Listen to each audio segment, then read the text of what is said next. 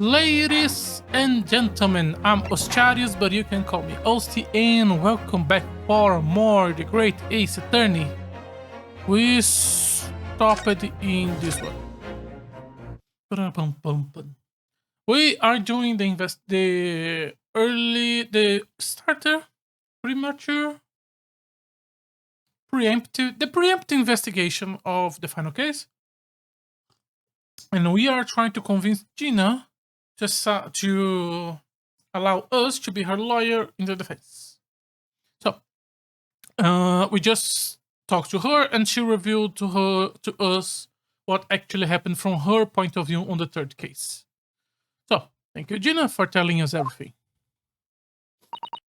But I'm for it now, huh? Go on, admit it. You must be livid. Well, you can make amends by doing me a simple favor. Favor what? Sign the representation papers for tomorrow's trial.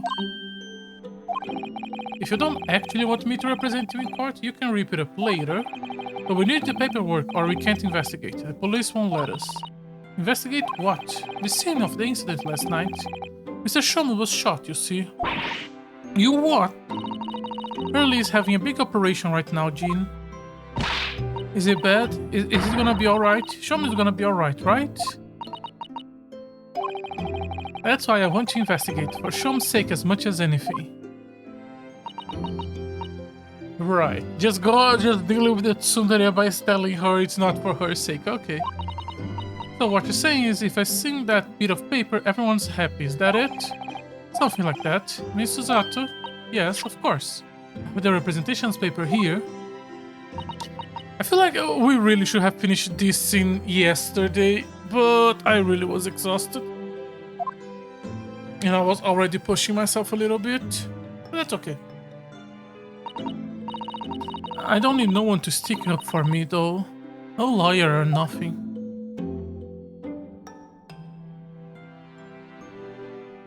Dun-dun. Poor Jeannie. She seems so lonely. Dinner representation papers. Well, at least this should mean we can investigate the scene. Yes. And perhaps we can come back to visit Jeannie when we are done there. I feel like we finally cracked Gina. She opened up to us at last. And now I have her representation papers. No one else knows what just happened. Sorry, no one else knows just what a responsibility that is. Anyway, for now it means Inspector Gregson can't stop us from investigating Windbank. Although something tells me he's not gonna be happy about it. Oh yeah, we were like 5 minutes for the end of the scene. Oh.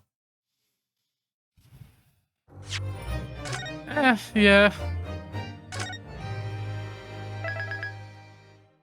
We really were just a little bit off. Okay, back to the scene of the crime. Here we are again, the scene of the crime. Now, to thrust these representation papers in Gregson's face and see what he makes of them. Hello again, Inspector. Do you have a minute, please?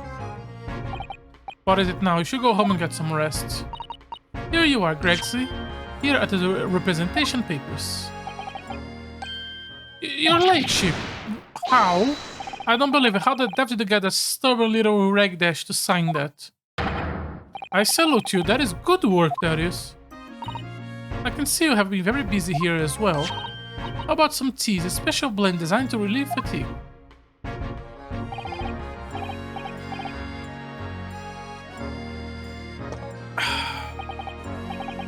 Lovely. Well, let's see now. Yes. I hardly feel tired at all. I'm fit as a fiddle, your ladyship. Would it be alright if you investigate the scene of the crime then? Do as you please. We know where it happens, so through that door behind the counter. Yes, the storeroom. That's what I discovered, Mr. Windbank and Gina. It reminds me, let me just take a second. Sorry about this.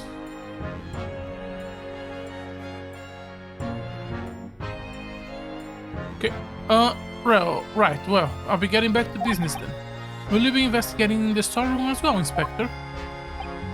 If I'm perfectly honest, we need to wrap this up before long. Can't afford to spend too much time on it.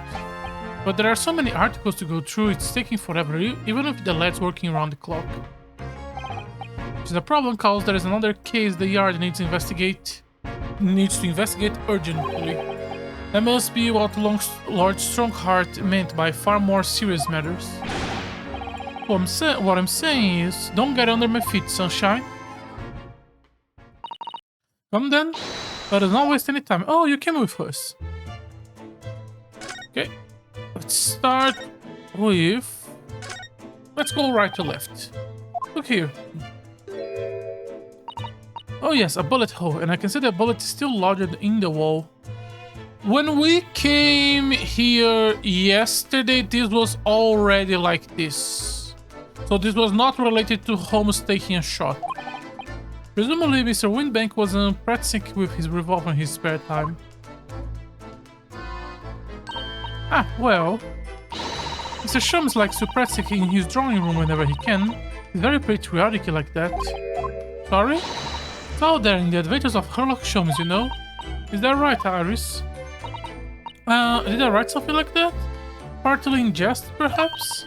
In jest? Well, he doesn't do it often. It's quite a dangerous pastime. He doesn't do it often. He shouldn't even do it once. Forget that for now. Let's examine this bullet.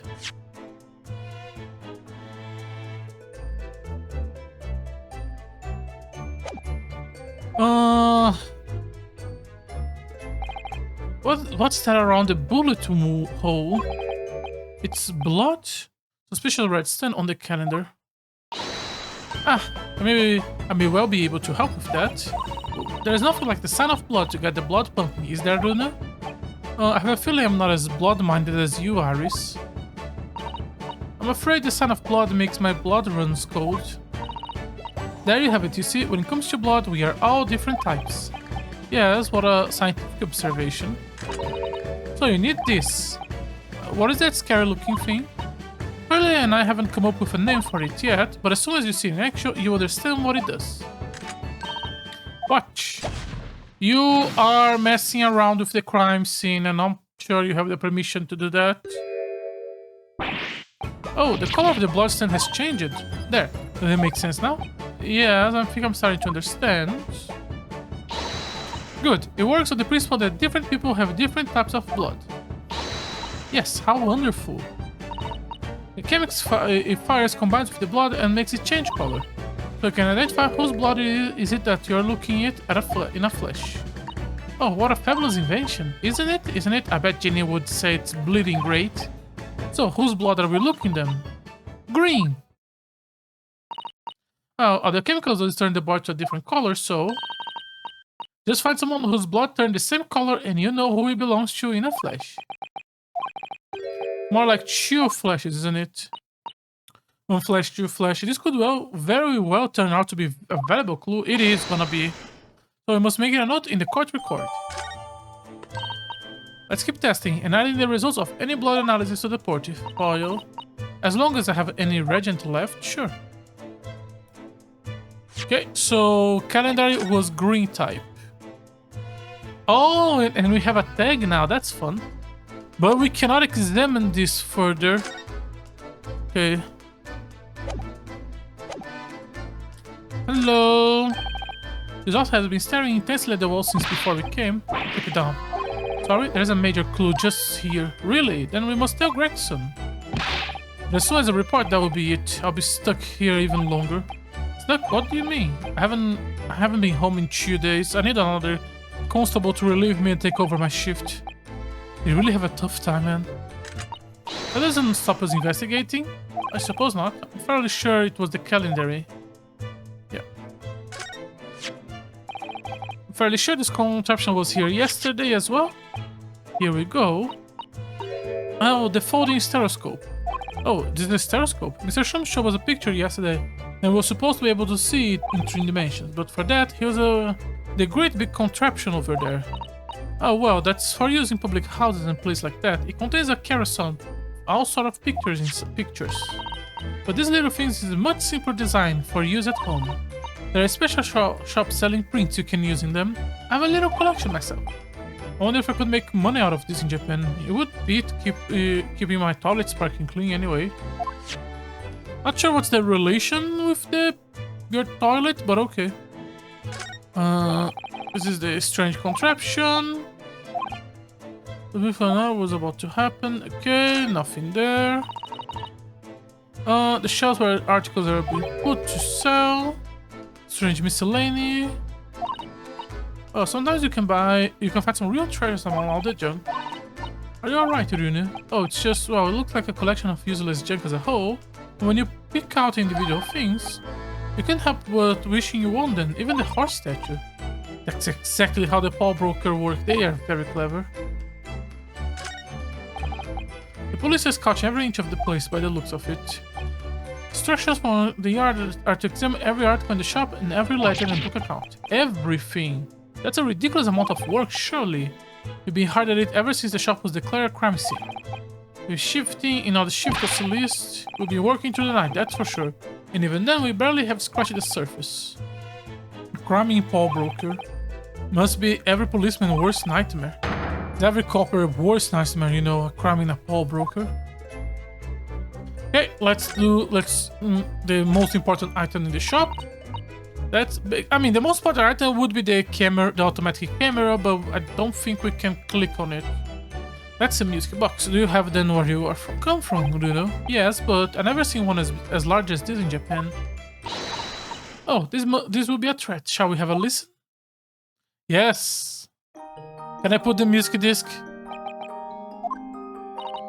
What do you think? Isn't pretty sound? A beautiful sound, yes, but a little hard to enjoy with all the policemen in the room giving us a look. Never mind that. If enough didn't say anything, I'll tell Greg to have a word.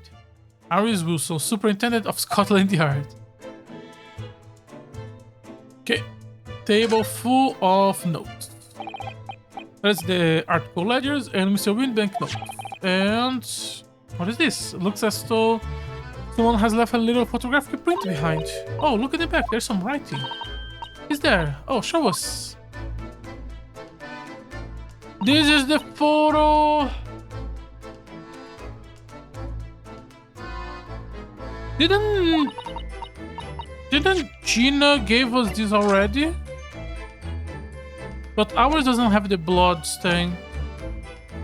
Okay, February 10:30 p.m. One gentleman overcoat, £1. Redemption 15 April. Gentleman's coat, pounded for a pound. Clearly, it was a very fine coat, I think. Yes, this must be the ticket for the overcoat that Gina redeemed yesterday. And is still wearing, which belongs to McGilded. I would never have expected a redemption ticket to be handwritten on the back of a photograph, though. Since Mr. Windbank just used whatever piece of paper he happened to have on hand. But this photograph of a cat, it looks very familiar. Oh, you're right, very recently. It's the same one that Gina gave us early. Of course, I was forgetting that she gave us that print. What are you waiting for? Get it out. Let the cogs stir.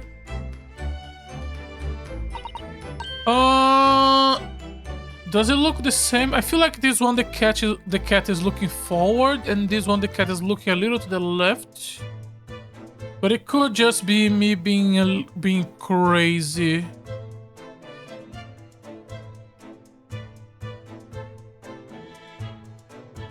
Like no, it is different. Like look at the angle here on the right, while here one is much more stiff, much more like.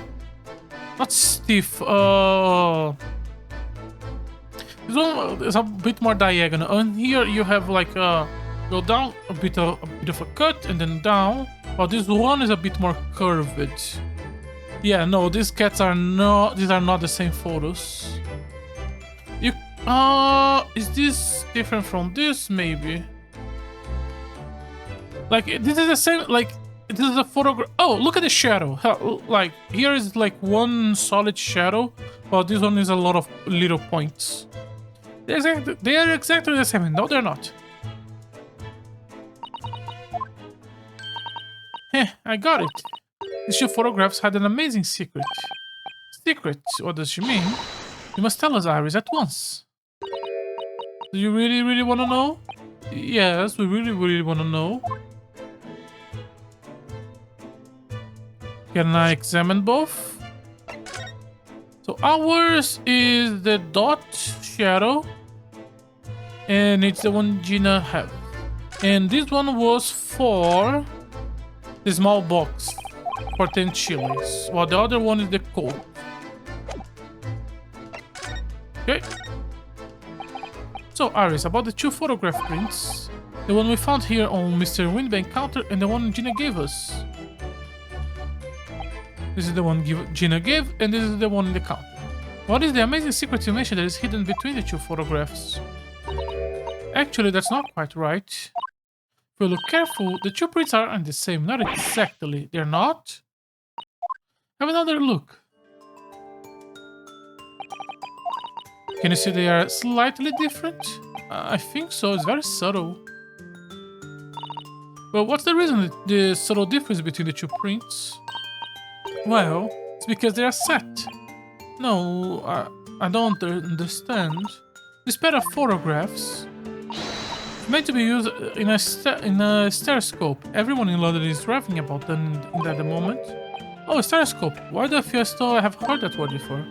Oh yes, that's what Mr. Shums showed us yesterday. You see, there it is, just over there. Of course, the magical machine that makes pictures looks almost real enough to touch. Well, actually, it's quite possible to see the same depth in the picture even without one of those contraptions. Really? Do you know how a pair of flat photograph prints can appear to have any depth in the first place? Shadows, textures, your mind filling the gaps. Actually, I don't really know. Oh, wonderful. Then I'll be able to tell you. She's over there. Blue Moon, bless her. Should we let her explain? We really need to go on. I, for one, simply have to know. Have you ever considered how our eyes see depth in the world around us? Well, I just open it and it works. The reason it works is because we have two eyes. Two eyes? Shocking. If you try closing just one eye, I think you see straight away. What you see with your left eye and what you see with your right eye are ever so slightly different. You get a different view with each eye. This probably, the gimmick we're gonna see probably works well on the original version of this game, which was on the 3DS. The 3DS has that settings, that thing to adjust 3D view. Yes, the position of objects seems to shift slightly. Exactly, and in your head, your brain uses that shift to estimate depth as it merges with two views into one. That's how we can see depth in everything we see. Okay, my brain really is amazing, isn't it? It does so much without telling me. I think I see the pair of photographs consists of one left view and one right view, is that right? Oh, well done, Suzy, you are so quick. So, if you can persuade your brain to merge the two pictures together in your head, you'll be able to see the depth. Yes, Rune, you're beginning to understand. And a stereoscope function is to act as your brain and allow you to do just that. Yes, but as long as you have two images, two eyes, and one brain, you can actually do it yourself without needing a stereoscope at all. You can really.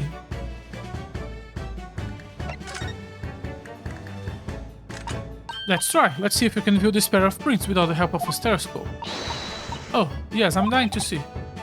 So Datasan really loves these kind of things.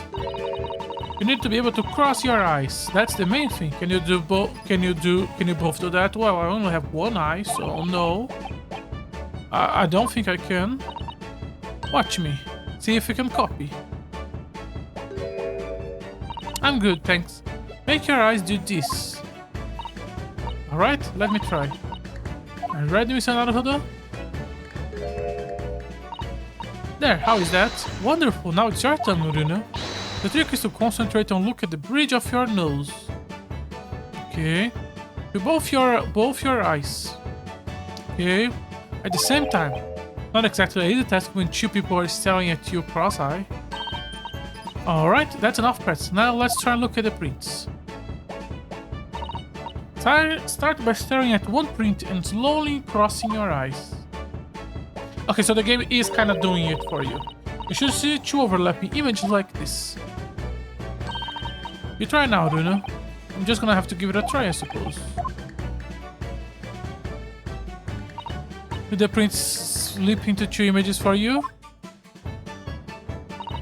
Now, it's to put a pair of prints side by side like this and then try crossing your eyes again.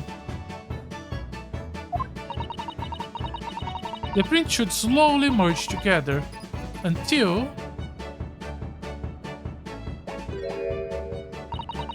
they form a new single image in the center.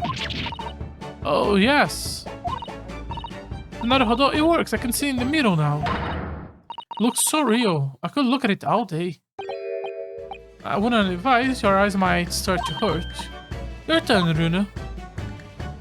I'm good, thanks. Pretend you're looking through the two pictures and slowly cross your eyes. Keep adjusting the position until the two images overlap in the middle. Like this.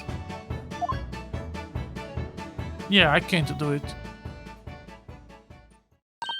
There, you manage it, so now you know how the stereoscopic imaging works. Well, I don't know who discovered, but it really is quite extraordinary. Can I just use the machine in the game and just show us? So, what do you think of these stereoscopic prints then, Runa? They are certainly amazing, but isn't easy to get the knack of viewing properly. Is this gonna lead to something? Because, like, the thing that matters is in the back. No, sorry. Some people find it easier than others. But that's why these contraptions like this exist for people who find it tricky. Oh, I recognize that. We saw one over there yesterday, didn't we? This game really needs to have a better job at having little variations in text to account for players have already done and investigating things. If I remember correctly, you press the little knob here and then set a pair of photographs in this stand at the back and... Still amazing, even though I know roughly how it works now. Well, London seems to agree with you. Stereoscopes are very popular at the moment. You can find one of these folding contraptions in lots of households in the capital currently. But if these little machines are so affordable, surely there's no need to go around staring cross-eyes at pictures like you hate them. But it's much more satisfying to be able to see the effect with our own eyes. Well, I think so in any case. Sorry about this. Stereoscope pictures, never even heard of them until yesterday. We certainly learned a lot about them. I wonder if this knowledge I will ever actually need. Okay. So this was all actually important. Great. So this is the ticket Gina brought in here yesterday. Article, one gentleman coach. The one redemption ticket was in the pocket of the coach. For the small box, deposited 2 days before the omnibus incident. Could that have anything to do with this? Naruhodo, I don't know if you noticed, but there is something rather troubling here. I noticed. The red smear. Yeah, it looks like blood. I wonder if Susato have picked up on that. Well, in any case, we need to bomb this. Iris, I need you to bomb this. Oh, that looks like blood. I would say it's from a gloved finger, almost certainly a glove made of leather. Well, don't worry. You can leave the rest to me.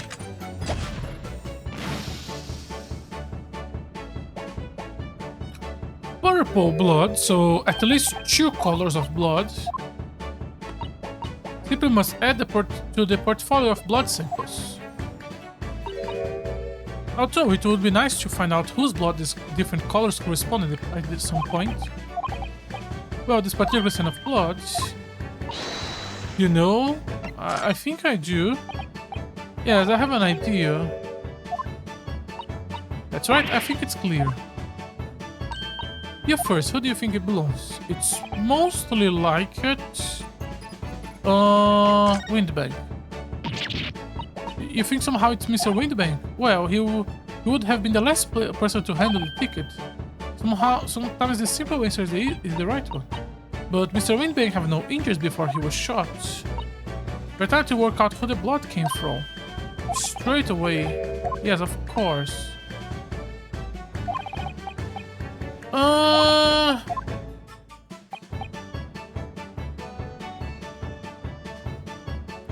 Gina... It came from McGilded. And then Gina was the one who detonated for the coach, yeah. And then Gina redeemed. Gina was not cutted. Neither was McGilded. 3 Farid Menzel was cutted. But it feels weird to say. Well, it was 2 months ago, and of course I never met the victim, so I'm struggling to remember his name. He was definitely Trice Farito fired. The victim of the omnibus case. Yes, his name was indeed Mr. Trice Farid Manson. But that would mean this bloodstain was left on the ticket 2 months ago. Yes, I think it was. Lina brought the ticket here to Windbank yesterday. I'm suggesting that the bloodstain was already on it at the time. So it's a smear of blood from the time that Mr. Menzel was killed 2 months ago. Nothing else come back to me. Mr. McGilded was also wearing leather gloves that night. Well, his hand was not washed with his blood, but with Menzel's blood. Yep, the finger here. Wasn't about to start worrying about my gloves now, was I? I reached out to give the man a hand. Certainly looked like the leather glove thumbprint is marked, but we know that McGilded have no injuries at the time anywhere on his body, from which we can conclude that anybody on the glove belonged to the victim, Mr. Manson. Naruhodo, you sound just like Mr. Shones. Minus the quirky slip-ups, I hope. Minus. Yes, I think you're right, Arduino. Well, if Ari said so. Very well, let's make a note of this. I like how the only one we know is, without question, the most useless right now. I wish we could spend the time examining the blood samples of everyone. Like, let's go examine Holmes' blood, Gina's blood, the Mr. Windbank. Okay, we examined it. Oh, there is more on the table. There's some broken. Oh, the white thing in the floor, it's broken glass. The ledger is open. The counter really is enormous, isn't it?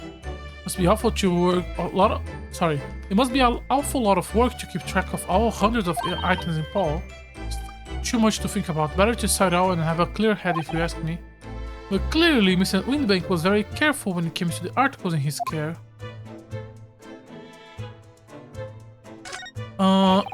Policeman. Yeah, it's the same as his dialogue. Nothing on the broken glass. I don't think there's gonna be anything else aside from the door. Yeah. Oh, it updated. Oh, because now we are talking about the green blood. Okay. Now what I wanted to do, I just want to move the cursor away so the arrow would come back. Motherfucker. No, I just... There we go. I could have used the keyboard, but no. Sorry. I wasn't paying attention because I was angry with the button. Behind the door is the storeroom, isn't it? That's what Gregsley said. Yes, that's where I saw the dreadful scene last night. So, the little window in the door. Through the little window, sorry.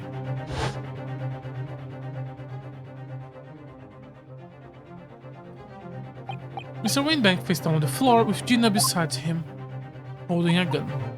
As the accuser's legal representative, you have the right to examine the scene, Mr. Naruhodo. We must make a thoroughly investigation. No, that's a different word. Yes, of course, and we will. Behind the door, That's the real scene of the crime. Don't worry, if there are any clues, I'll find them. Can we move there now? Yes.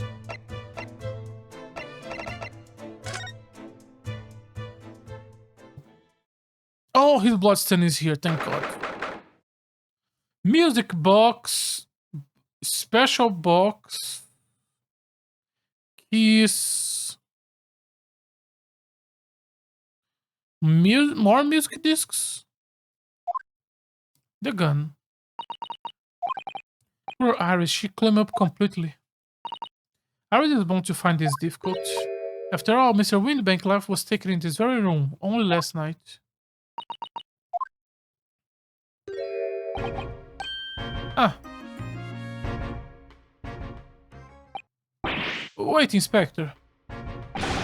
What is it now, Sunshine? You took one look at me and tried to run away. You think a Scotland Yard inspector would run away from some jump-up little defense lawyer, do ya? Well... I never seen her ladyship looking like that before, it's the thing. I didn't know what to say to her. So, you weren't running away from me, you were running away from the 10-year-old. I'm afraid this is a little too much for young Iris. Some gentle reassuring might go a long way, perhaps, Inspector?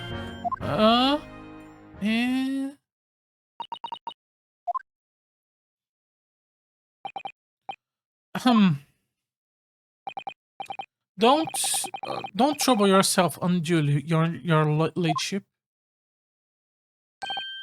I mean, at least you're not dead, are you?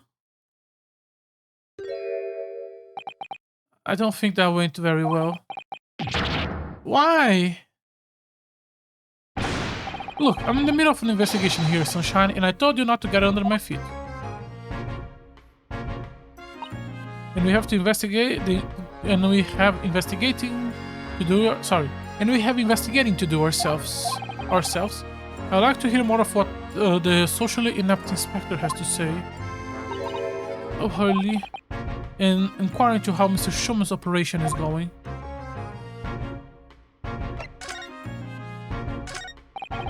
The police mark the body line with a plank. Poor Mr. Windbank. He was a nice old man. Well, he was shot just once through the heart. Most likely the fella died instantly. He wouldn't have felt a thing.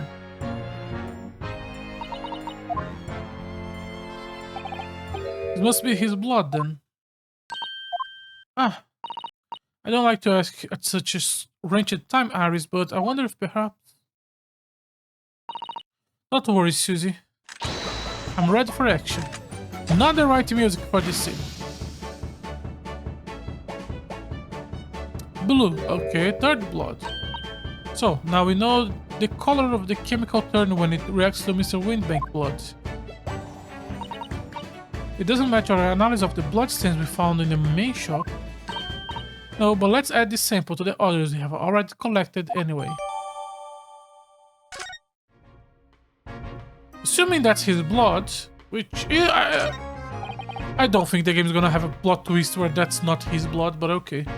Look at all these articles that have been deposited. The room is stuffed full of them. Can't believe how many there are. A bicycle, gramophone, music instruments, enormous paintings. Look, pieces of different people's lives, quietly gathering dust in here together. There's something very peaceful about the atmosphere here, or at least there would be, not for the clank outline on the floor and the policemen shuffling around. Not much I can do about that, Sunshine.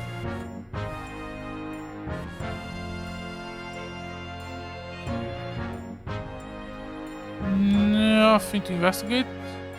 Okay, so only 2 things plus the inspector. Out of all the articles in the storeroom, this is the only thing that show any sign of being ransacked.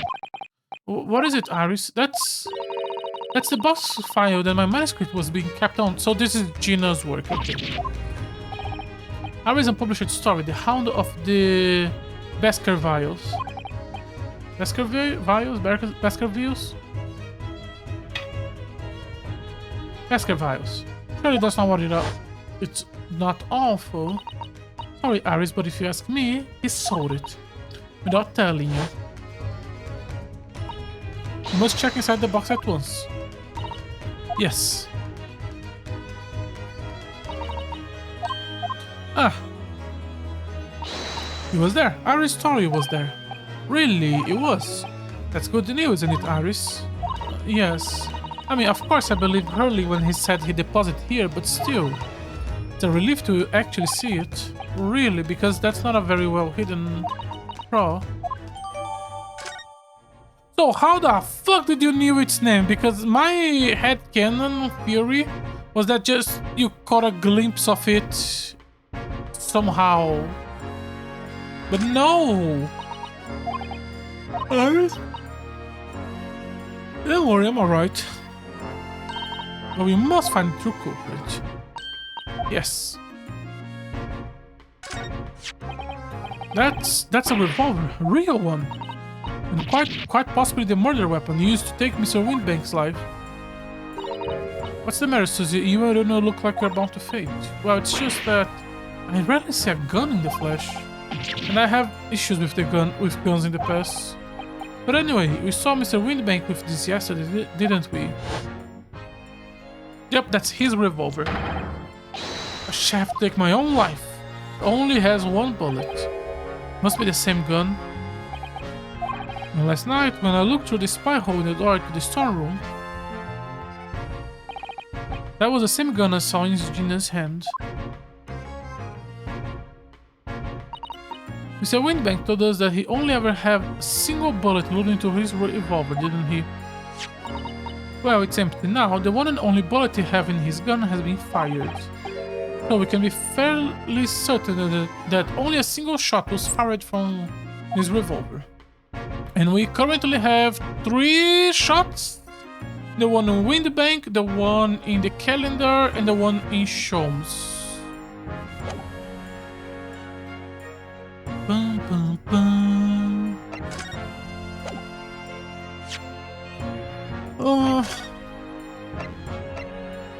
So we are assuming it's his blood, which is not a bad assumption.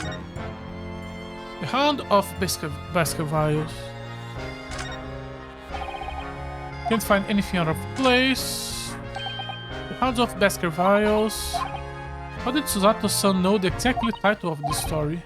We'll just have to wait until she's ready to give us the exposition that would explain the twist. Until the plot needs it. Such a dumb way to have the story. I hate shit like that. It is not even miscommunication or misunderstanding. It's literally, well, I have information that is relevant, but I will not say because fuck you. She really, at least, has not given us any reason why she being summoned by Strongheart should have been something that didn't need to be said. The scene of the crime. Sorry. Yeah, just this. So, Inspector, what do you make of the crime scene here? You got eyes, haven't you? Use them. Is it what looks like? It is what it looks like. Nothing more, nothing less. Iris, could you lend me a hand? So, Gregsley, what do you make of the crime scene here? Oh, yes, Your Ladyship. Do allow me to humbly explain. Last night, shortly after the hour of 1 o'clock in the morning, Scotland Yard police attended the scene. The one and only door to the storeroom was found locked from the inside. So it was locked from the inside. The lock appeared to be broken though. Was that the police officer? Quite right, man. Quite right. We took the liberty of smashing the door in as humbly as possible. Oh, as you can see, the victim was discovered prostrate on the floor, thus-wise, next to the aforementioned... Sorry. Ugh! Next to the aforementioned body, we discovered the vile gutter child. Are you talking about Gina? She's my friend, you know. Miss Lestrade, the helpless girl, was was curled up on the floor, dead to the world. She's still alive, you know? Yes, when I saw her, she appeared to be unconscious. And I'm afraid to say, she had the gun that was used in her hand. Presumably, it's the gun that's still down there on the floor now.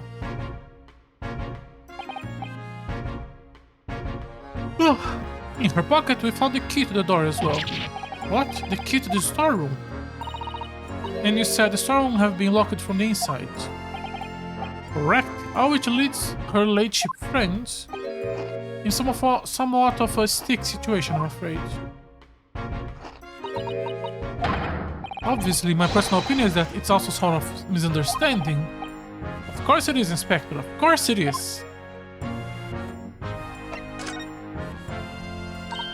Gregsley, do you know anything about Hurley? Is the operation finished? Is Hurley alright, is he? Well, the thing is... Don't miss our words, Inspector, please. You don't mean to say that Mr. Sholm is... No, the operation is done and dusted. Just a duel, out with it. Yes, man. We use something called a general anesthetic. It's the latest thing, renders the whole body insensitive. The whole body anesthetic? Is that even possible? It means the operation can be completed while the patient is fast asleep. Goodness, in the Empire of Japan, we can just manage to provide laughing gas for a tooth extraction. The trouble is, it's the latest thing isn't always the greatest thing, if you allow my meaning. They couldn't get the medicine to work at first, so it took hours for him to nod off, or so I heard. Now that the operation is finished, they can't get him to wake up, apparently. Oh my. No one knows if it's the anesthetic still in his system, or if the bloke just plain exhausted. But anyway, all they can do is stand back and watch until he comes around again. That's why the trial is so early, to justify Sherlock not being with us. The moment he opened his eyes, your late ship, I swear I shall get a word to you. And also because, like, a lot of people are involved in this case. Consider the whole McGilded Justice Department, Lord Chief Justice. So it makes sense that they want to hurry it up so they can just put all the blame on her. Spare Ghost? Spare Ghost. Something like that. Spare Ghost. What a surprise, even in matters of life and death, Mr. Sholm has to do things his way. Okay. We are done with this, right? No, he wants me something. Do I present him something? Could you give me some details of this? I'm just gonna fast forward because he didn't react to it.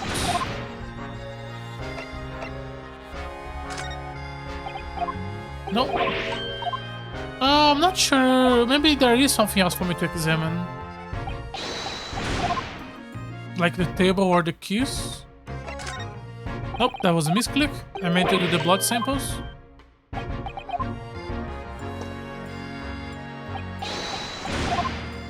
Okay, let me examine this scene better.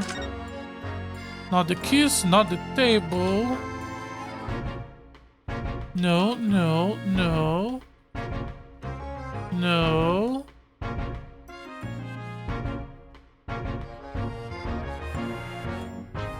Not the gun, not the bicycle, not the articles. Wait, what about no? Let me present things at random for him. Nope. Oh no, he did react to this one. If you don't mind, lovely. Inspector, what do you make of this? What we have here, a redemption ticket for an article deposit here. Looked like someone ran off office stationery and wrote the ticket on whatever paper was on hand. This is a ticket for Mr. Gina's overcoat. The one that is a little diver turned up with yesterday. Actually, no, it's not. Really? Think you know better than me, do you? No, I didn't mean to. Oh, he thinks it's the other one. Bruno is right, Gregsy. It isn't the same ticket. Of course it isn't, of course it isn't. I never doubt you are late ship. So, what is it about then, if I might so be bold as to ask? This is a second ticket. Second one. This is Mr. McGill in fact have another article stored here at the Windbank. Is that right? I think we need to discuss this further with the Inspector, Mr. Naruhodo. Good, because he is so easy to talk to. This ticket was in one of the pockets of Mr. McGill's overcoat. You mean to tell me? Yes, there was more than just the music box disc, it seems. You have insisted on the lads taking it back to the yard and examine it properly. Oh, according to details on this ticket, Mr. Gill deposited another article here with Mr. Windbank. Yes, I can see right. In a small box, was it? Do you have any idea what it is? Another article belonging to McGilded, it could be an important clue. Well, yes, I suppose it could be. Please stop looking at me with those big turquoise eyes, all full of hope and expectation. It's too much pressure. I will lose my marbles. I will go barking. This is no time for dog impressions, Inspector. That's enough sauce from you, sunshine. There is one thing that springs to mind. According to this ticket, the redemption deadline already passed, hasn't it? Yes, of course. The articles are only held for 2 months. So the small box will no longer be here then. That's right, it's been forfeit. Which means it could be in one of the shelves in the front of the shop where the forfeit items are offered. The shelves in the front, we must search them at once. You're wasting our time. There are dozens of little boxes out there, hundreds. We can't possibly know which one McGilded the information... Sorry, we can't possibly know which one might have been McGilded. The information is not written on the ledger. Oh, I think you should have at least have a look, just in case. Of course! Very sensible of you. This is getting old. Show me our ocean of... Ah, it's nearly jumped my skin there. How could McGill set such a wicked trap? I doubt he set out to scare anyone. What time is it? Is it that really the time? I think perhaps we should pay Gina another visit soon. Her trial is tomorrow. We must establish whether or not you'll be defending her. Maybe we should ask her one more time. She may change her mind. Can I examine the box first? Told her she could rip up the representation paper if she didn't want you to be her lawyer. Really, did I say that? Yes, you did. The deadline for submitting the paperwork is fast approaching. In that case, let's hurry back to the prison. Okay, and we will do so after checking the boxes. Yes, this is where all the items have been forfeited, are for sale, that's right. They all got little price labels. I wonder if the small big ticket that was found is still in the shelf somewhere. The mob deposited 2 months ago. If it were finding it promised to be a very troublesome indeed. There are so many boxes, it could be any of them. The shop said that a pawnbroker was the safest place to store anything, more secure than a bank's vault. So perhaps this small box Mr. McGill contains something of very great value. Well, if that's the case, he probably kept it locked. So then we need to find every box with a lock and break them all open. Hiya! That sort of misconduct will get you arrested. I won't let that happen. He is completely correct to do so. He sometimes tries to sound less true me. Let's break the boxes. Come on, come on! Come on, why are you delaying the plot twist? Come on! I hate when it does something like that. The clue is literally in front of us and we have to ignore it because the plot, the story demands that you don't know about it yet. Same about how Susato knows about the title. Because she cannot tell you because the plot demands her not to talk. Hate shit like that. Oh, Jin, good. You're back. Ah.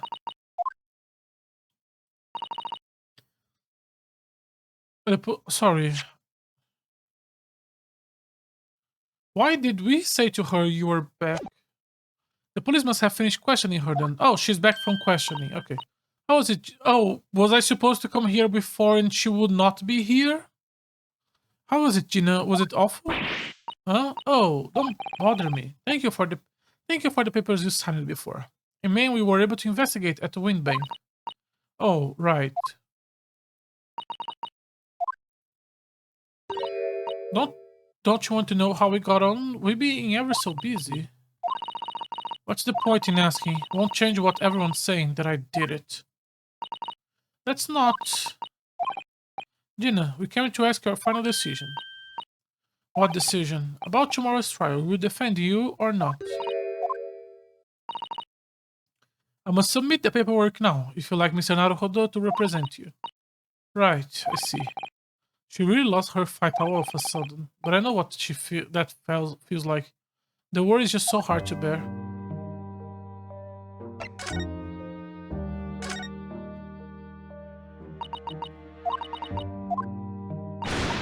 Alright then, blame me, give it a rest with the eyes, Iris. So come on, fill us in. Who done it? Unfortunately, we don't know that yet. You don't say. We don't know yet, Gina. But Mr. Naruhodo and all of us know that you are innocent of this crime. And while we haven't yet managed to work out who the real culprit is, there are a number of interesting facts that we have managed to establish.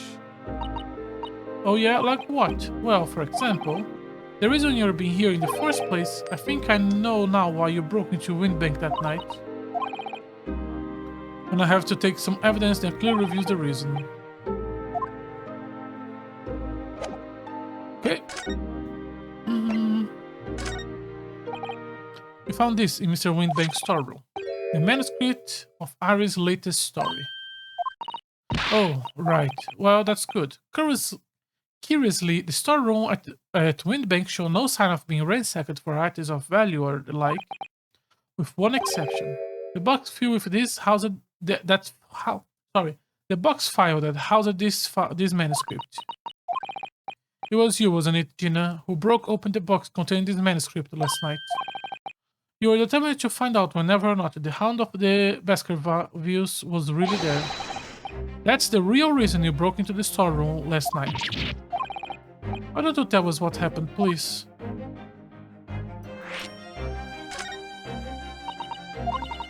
Alright, yeah, the Baskerville story. It's the latest Sholmes adventure, right? But he ain't been printed yet. So I figure it's gonna be worth a fair few pieces of silver, right? Oh yes, at least 5,000 pounds. What? So you intend to sell Ari's manuscript, did you? No, Ginny, how could you? What? Wait, no, hang on. Of course I weren't going to sell it. All I wanted was to find out if the manuscript, or whatever you call it, really was there or not. That's the only reason I was in the place. For Ari's sake, isn't that right? We knew why you'd have done it from the start, Gina. Of course we did. But I knew you wouldn't do anything mean like that, Gina. I just knew it. Well, when I saw the manuscript in the storeroom, it reminds me of what you said the night before. You're up to a lot of worse than that, believe me. Barefaced liars, a lot of them. You just ain't realized it yet. I'll tell you, the manuscript ain't at the Windbank. You'll soon see if you have a look. If I'm honest, I have wondered if Hurley telling me the truth sometimes. I mean that I sometimes wonder if he might have hidden the manuscript somewhere I don't know. Even though it's wrong of me to doubt him. Oh, Ginny, that was so sweet of you. Alright. I'll tell you why I did it. Just stop looking at me like that, Iris.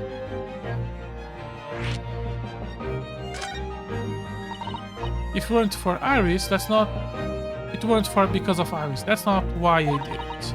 I just want to know the truth, that's all. You want to know if Mr. Sherwood was being honest? If he really deposited the manuscript at Windbank? So like I told you the night before, I never have a father. But Iris lot ain't like me. She got her dad, only she can't see him. She got her dad, only she can't see him. And I reckon that's gotta be harder. That's why she writes her stories. They are all about her dad, really. That's what it sounds to me anyway. Last night when I listened to what you were saying, stories about dad? You mean they're not the adventures of a great detective? So much the adventure of a great detective and his trusty partner. Well, that's how I see it, yeah. You're so thoughtful and kind, Ginny. Yes, and we never thought any different, did we? Look, give it a rest, will ya? I hate all this chummy nonsense. Do you hear me? I hate it. I don't trust no one, right? That's how I work. Cause if I don't trust no one can let you down. So leave me alone. Go on, Scrapper. I haven't noticed until now, but it's unmistakably right there on both sleeves of her overcoat. Old blood. There's some suspicious red stain. Why are you looking at me like that? I think it might be worth presenting some of our other finding in that area to Gina now. Hey, can we examine that blood? I need to know if it's purple. Those stains on the sleeves on your new coat, Gina. They are blood, aren't they? Not that I know whose blood yet. Blood, Mr. Naruhodo? You don't appear to have any obvious wounds yourself, though. So it could be the blood that splattered from Windbank when he was shot last night? Let's not beat around the bush. The trust friend of mine will get the results much faster than anything else. Take it easy, Iris. Don't move, Gina. I'm going to shoot. I'm gonna shoot.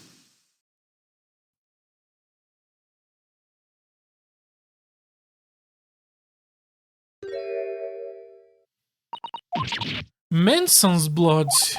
What the? Forget the sleeves. The whole coat is covered in blood. The black color of the fabric was masking the stains. That's why we haven't seen them until now.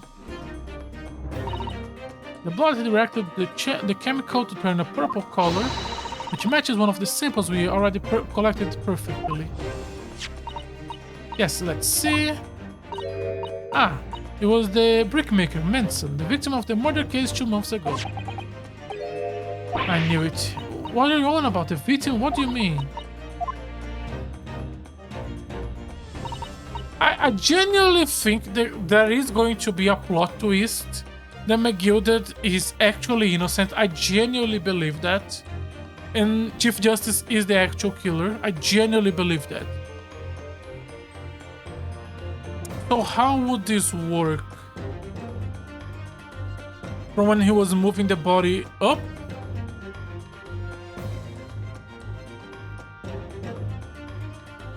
But Gina was very certain that she only heard 2 people get into the coach. The coachman was on it. The driver was on it. How would Chief Justice have run from the carriage? A rather uncomfortable situation, Mr. Naruhodo, but I think it makes things quite clear. It means the Omni case is finally solved. Let's not get ahead of ourselves, Iris.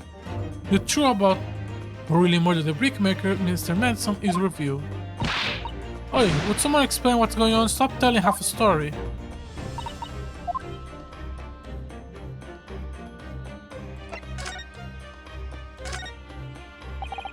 You can see now that the victim's blood is all over Mr. McGilded's overcoat. In the trial 2 months ago, the defense said this in his testimony. Now, I ask you, what good-hearted soul wouldn't rush to help a fella bleeding from his stomach? He wasn't worried about some gloves now, was I? I reached out and gave the man a hand.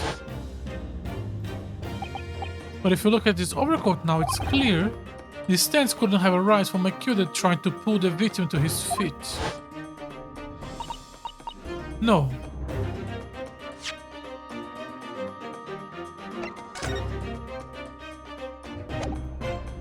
How is this from the assumption that this is McGilded's coach? No, but it couldn't be Chief Justice coach because they have established that he was a short man and this is his size. If that was what really happened, the blood wouldn't have splattered all over the front of the coach. The only explanation for this pattern of blood is if it splattered over McGilder's coach when he stabbed the victim in the stomach. I tried to run from the truth for long enough. There's no escape now. The true culprit of that case, Mr. Manson killer, was maybe Magnus McGilder. Still gonna believe my bro? Naruto, there's horrible cases solved at least. And I helped the man walk free from that trial. I used all twisted testimony and all the slim evidence to prove his innocence. How could I have let that happen? Bruno, did you believe him though? Did you believe McGilder was innocent? I believe it, or rather, I think I was trying to believe. I wanted to. I still do. Because in believing those you represent in court is a defense lawyer's greatest weapon. Weapon?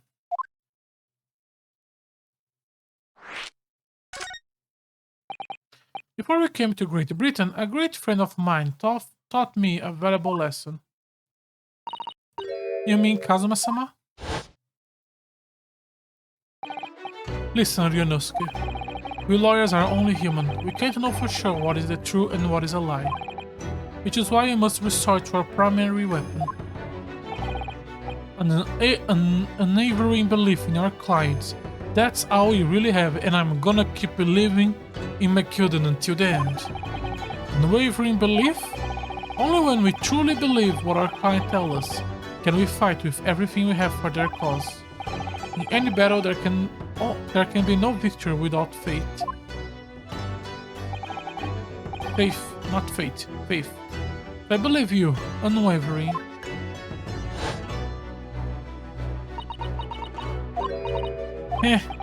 That's funny, Gina. Of course, sounds like the Empire of Japan you come from. Everyone must be soft. Oh, come on, look at the mess it got you into believing that bog troller. Yes, I inadvertently helped the murderer walk free. Maybe. Well, at least you learned your lesson now, huh? Believing people never is worth it. Someone will always stab you in the back in the end. As soon as you let your guard down, you have it. You have had it. Take a leaf out of my book. Believe no one. Get hurt by no one. Gina, may I ask you something? What? I'd just like to make it absolutely sure. What would you like us to do with the representation papers for tomorrow's trial? How many times do I have to say it? Rip them up and chuck them away. Are you really sure that's what you want? I bet that's what he wants and all now. Mr. I'm a believer lawyer over there. I'm a believer. Don't forget it was me in the trial 2 months ago. I let everyone up the garden path, didn't I? And you're telling me you can believe in me after that? Not likely. Well, Mr. Naruhodo, as a lawyer, primary weapon is unwavering belief in his client. Ultimately, it comes out to whether or not I feel I can trust Gina after everything that happened. Gina, let me say it again. Please allow me to represent you in tomorrow's trial. Are you half-baked? Not at all. You have not once admitted to committing the crime, have you? What's more, I believe that you are telling the truth. Seriously, Mr. Naruhodo? Didn't you hear all of what I said before? I'm a born liar. People just strip off my tongues. And I'm a diver, don't forget. I put the wound over your eyes 2 months ago and I got into all sorts of trouble. Why would you ever trust me now? I just don't get it. Gina, I do understand why you choose not to put your trust in others, but I assure you there is more to this life that you have yet to realize. What do you mean? The world that we live in is full of people you would do very well to trust, people who won't ever let you down. It's true that I'm just a student of law and I'm certainly lacking in courtroom experience, but I can promise you this. Whatever happens until my very last breath, I'm completely on your side. Is it the same speech that we gave to Natsume? Natsumi? Natsume? Natsumi? What do you expect me to say to that?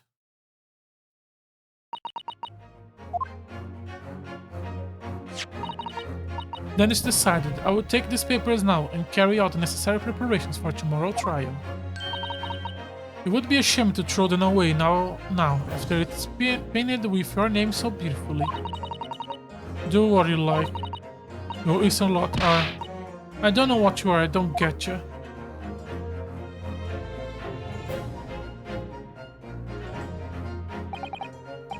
Taking herself off the back of taking herself off to the back of herself. She never admit it, but I hope she's feeling relieved. That turned out alright in the end, I think.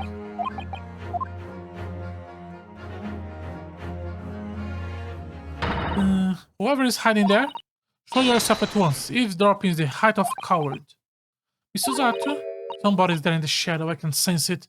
Somebody who wasn't there before. What? Believe me, you're sharp, huh?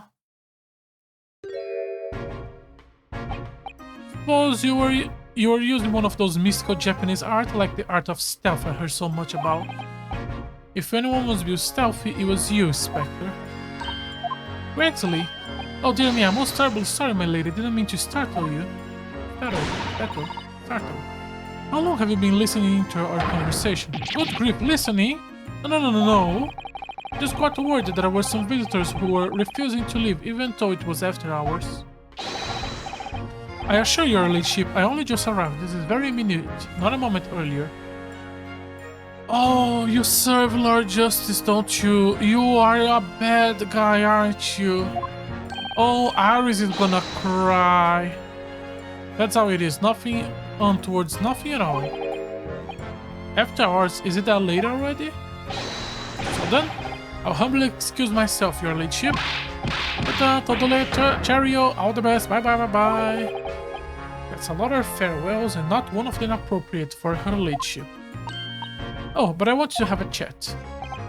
I'm terrible sorry, but time is pressing at the minute. Oh, I see. That's a shame. If I don't get this emergency at the Supreme Court dealt with, happily Lord Strongheart will, well... Emergency, Lord Strongheart. Nothing, forgot to say anything. Anyway, I'm off. Alright, Gregsley, if you have to. So let's chat soon. Delighted, charmed, can't wait, if you please. My pleasure. That's a lot of pleasantries, and not one of them sounded sincere. Actually, so funny, he says such silly things. I'm certainly entertaining to see an inspector of the police falling into a 10-year-old girl. But anyway, I wonder what this emergency is at the Supreme Court. I must attend the court clerk office now before it closes. Yes, of course. Thank you, Mr. Zato. This will be her final duty. Kindly escort Iris home now, Miss Naruhodo. I shall meet you there later. Sorry.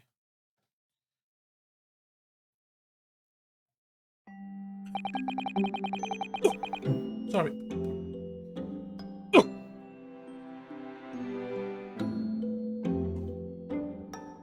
Oh. And so, our investigation came to an end. Zato-san went to find the necessary papers for my defense of Gina the following day. And then it hit me.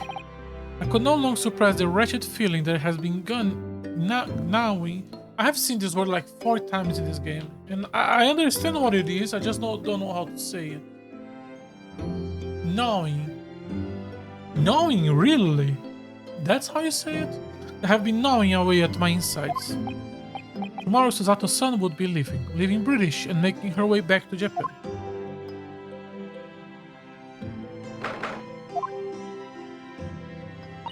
Naruhodo-san, it's been a very tiring day, hasn't it? I do hope you're not too exhausted. What about you, Susato-san? Today has been even more tiring for you, I'm sure. Mr. Shun was shot before our eyes, Gina was arrested, and now on the back of news of her father falling ill and she must return to Japan at once. I hope your father recovers soon. Thank you for your kind work.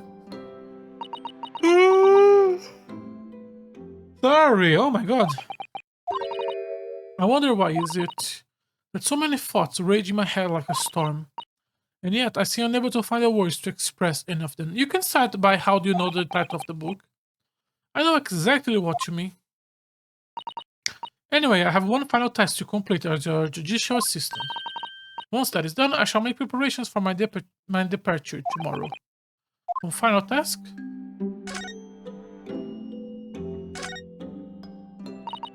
Just 2 months since we arrived in London, but we managed to establish this office. It was finally feeling as though we were settling in. I would be lying if I say I felt no regret. I'm sorry, Mr. Zatason. Just so sudden. I really don't know what you think. I have no time to gather my thoughts. I know you've only been here a short time, but in my limited experience of the courtroom, I feel I have learned something. And what? Sorry. And what would that be? It seems to me there are many facets to people's personalities. Facets. And like a jewel, the light plays off them in complex patterns, illuminating their actions and their motives. But we only see a small number of the total facets, and what is illuminated is only a part of the whole story. What lies in the shadow? What those facets we cannot see look like? Perhaps there are some parts that we never lay eyes on for as long as we live. That's true. Sometimes I feel as though I'm blind to so much, but I keep hoping that one day it will all become clear. That all the facets will be illuminated and I will finally understand how everything fits together. Naruhodo-san, I suppose what matters that we keep our eyes open and keep moving forwards, even if the way sometimes seems dark. It's amazing to think it's just been 2 months. You have grown so much. Sorry, like, I have what? Oh no, it was nothing, unimportant. Do you know what time you will leave London in the morning? Yes, I picked up the ticket earlier. I shall be leaving here at 4 a.m. I see. I'll escort you to the station. Absolutely not. Sorry, I'm sure you realize why I couldn't possibly let you do that. You have a very important day ahead of you tomorrow. Gina's trial. Yes, I know, but every word you utter will have a potential to determine Gina's fate. You must get as much rest as possible, even though, like me, I'm sure you find it hard to sleep. But please, for me, do try. You mentioned a final task a moment ago. What do you mean? Oh, I nearly forgot. Please, I want you to have this. What is that? Some huge bundle of documents? It's my note from the case 2 months ago. The murder was committed on the omnibus. The gilded case. It seems to me that this case of Mr. Windbank murdered of which Gina is accused is very much tied up with the omnibus case, in ways that are not yet completely apparent. So I took the liberty of consolidating my writings about the case for you. Everything else you have to think about, Zatasan still managed to do this, and now neatly laid out for me in her beautiful handwriting. It was my pleasure.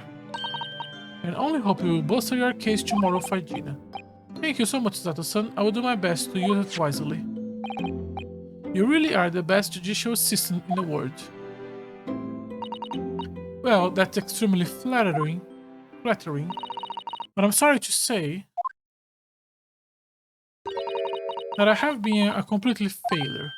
Sorry, I didn't quite catch what you said. Oh, ignore me. I was just mumbling to myself. How many more secrets do you have, woman? Well, it's getting rather late. No, I want to present some shit to you first. I wanted to present the manuscript. Fuck. The victim was found seated on the last scheduled omnibus of the day after stab wound in the abdomen. Manson Milverton, brickmaker, East End of London. Magnus McGilded, prosecution Barack Van Zix. Conviction was assured with 3 eyewitness testimonies. However, a surprise 4th witness testimony resulted in acquittal due to insufficient evidence. You could write some other stuff.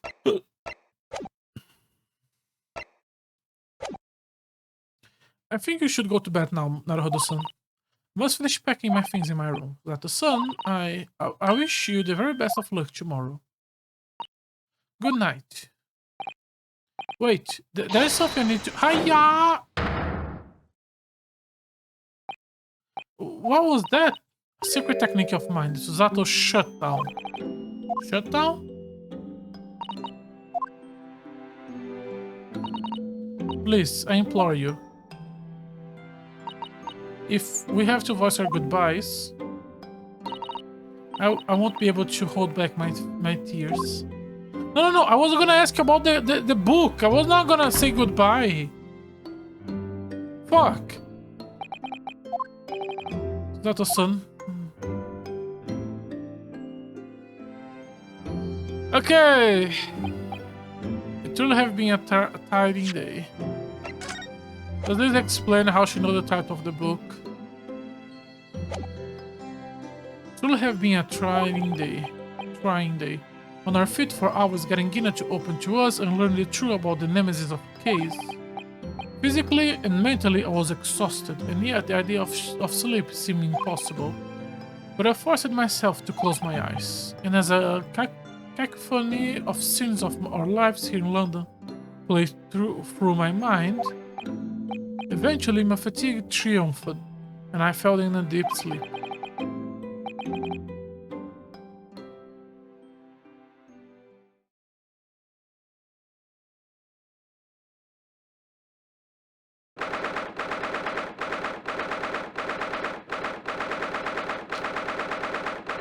These Mao hours. St. Sinai Hospital, third ward. Yes, I quite understand. That is a great weight off my mind.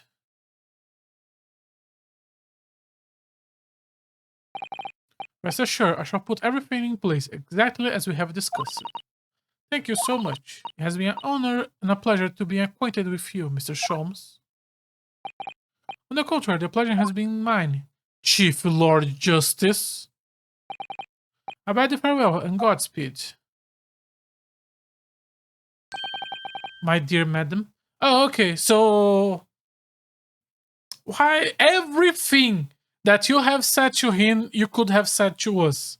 But you don't, because we need Sholmes to appear in the middle of the case for a plot twist. I hate this shit. I don't like when writing does that. At least she's gonna explain to him why she knows the title of the book. When I woke up the following morning, Susato's sun was already gone. Outside the window, the rain came down in sheets. And so began an even longer day than the last, one that I would remember for the rest of my days.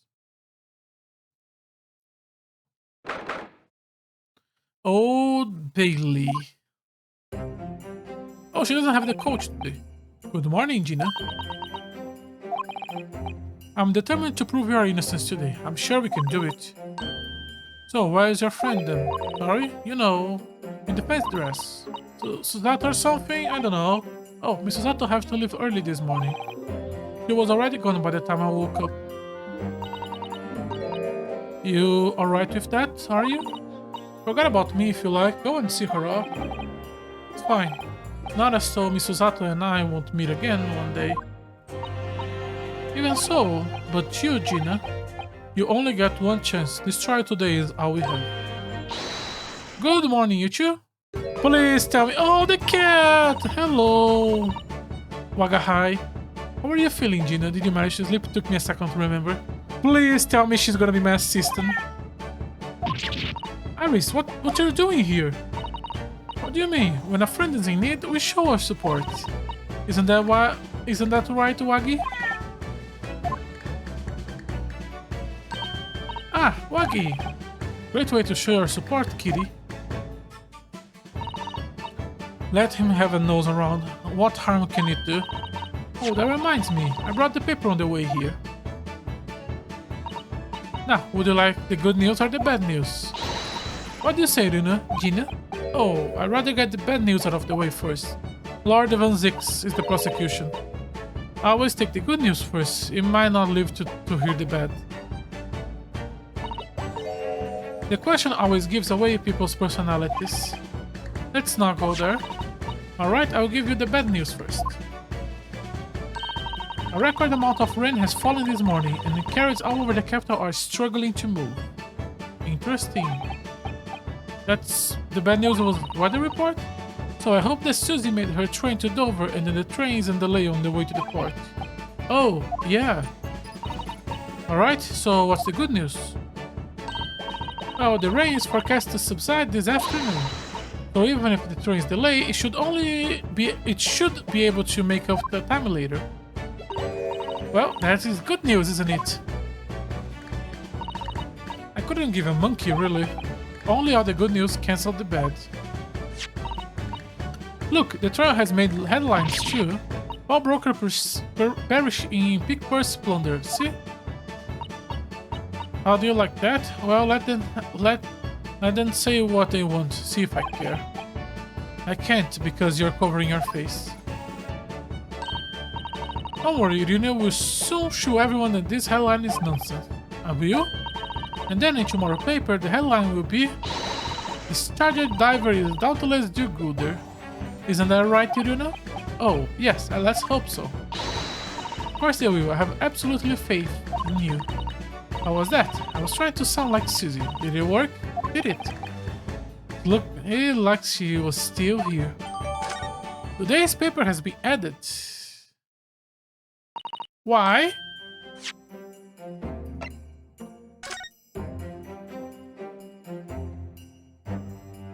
Okay. What's in the back? There's a sensational story lower down the front page as well. Minister Mo, classified secrets may have been leaked overseas from Minister of Justice. Ooh! For a 10-year-old, Aristotle has her finger on the pulse of the world news. It's about secret communications between Great Britain and its allies.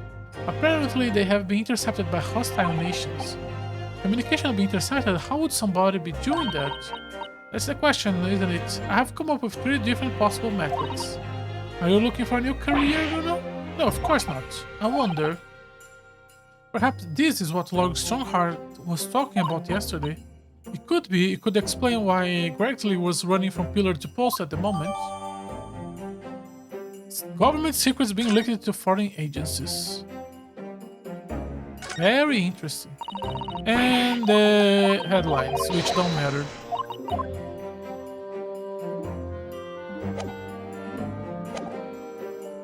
Good luck, I will do what I can. Obviously, I don't know what the law likes to it, but still. I'll be by her side the whole time, giving you moral support and encouragement. I'm not sure that Big Fin is as comforting as you think it is, to be honest, but thank you, Iris. That's very kind of you. Oh yeah, Iris. Yes, Ginny? Well, I was wondering, is all about Shomes? Did they fix him up alright? Yes, the operation was a great success, but Harley still haven't come around yet. Huh? I asked a friend of mine at Scotland Yard to send a telegram as soon as he wakes up. I'm sure Greg will let us know the moment there is news. Interesting! We are hiding from Iris, or is Iris hiding from us? Oh, right. No Susato-san and no Mr. Shomes. They'll come down to me today to prove that Gina is innocent of this crime. Miss Gina Lestrande, counsel for the defense, the trial is about to begin. Please make our way to the courtroom. It's time then. Alright, let's go, Gina. Iris, lead the way, Irina. This would have been such a good final moment for yesterday's stream. Poor Gina. She's trying to put a brave face, but I can tell she's worried and scared. I have to believe in her from the start to finish. That's the weapon that will secure victory here. Let me grab some more water, since we are in the middle of change in scene. This one's empty. Back. This bottle.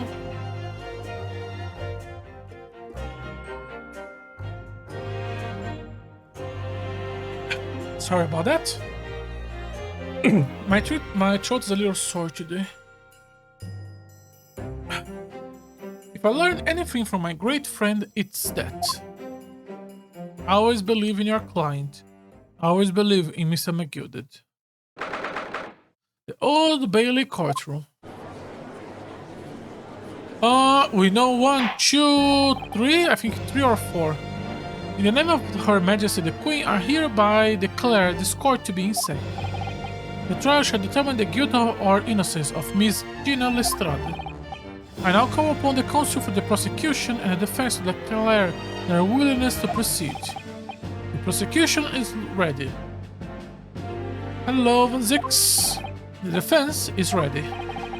Lord Van Zix, my lord, remind me, how many years ago was it that you withdrew from public prosecution service? 5 years ago, my lord. Yes, and then 2 months ago, you resurfaced somewhat unexpectedly. And here you are again, today. I understand Chief Justice putting Van Zix to McGilded case and this case because these are very much connected to him. I don't see the connection to the 4th case. But there is one gigantic thing about the 4th case we haven't finished establishing. It was confirming the identity of the victim. We were assuming her identity, we did not have a confirmation of her identity. And we still have not talked about the 2 men we met outside, which I don't think it is the 2 shadows we saw in the shop. I think they did not match, but I could be wrong. Yes, and then like the one on the right, which was a shorter one, kind of make me think of the short guy, but not the Prince guy or the Jojo guy. The taller one on the left, he did not fit Mr. Jojo or Mr. Prince. Yes, and then 2 months ago, you resurfaced somewhat unexpectedly, and here you are again today. Are there some circumstances of which the court should be aware that have led to this erratic behavior? In what one might describe as your former life 5 years ago, 5 years past, you dealt exclusively in matters concerned with the highest echelon of society and government. Really? Yet today you chose to try a simple case of burglary and murder. I confess I find it more than a little befuddling, Counsel. So why didn't you question 4th case? Because international? There are 2 types of person I cannot abide. First, those wealth scoundrels who hide behind a mask of philanthropy to cheat out the public at large. Yeah, London probably have some of those. Not everyone can just be a philanthropist like McGilded. It doesn't mean McGilded, who we defended against the Reaper 2 months ago. Yeah, just about to manage to work that out. Thank you. Magnus McGilded, if I have known what a gentleman he was, I would have kept defending him.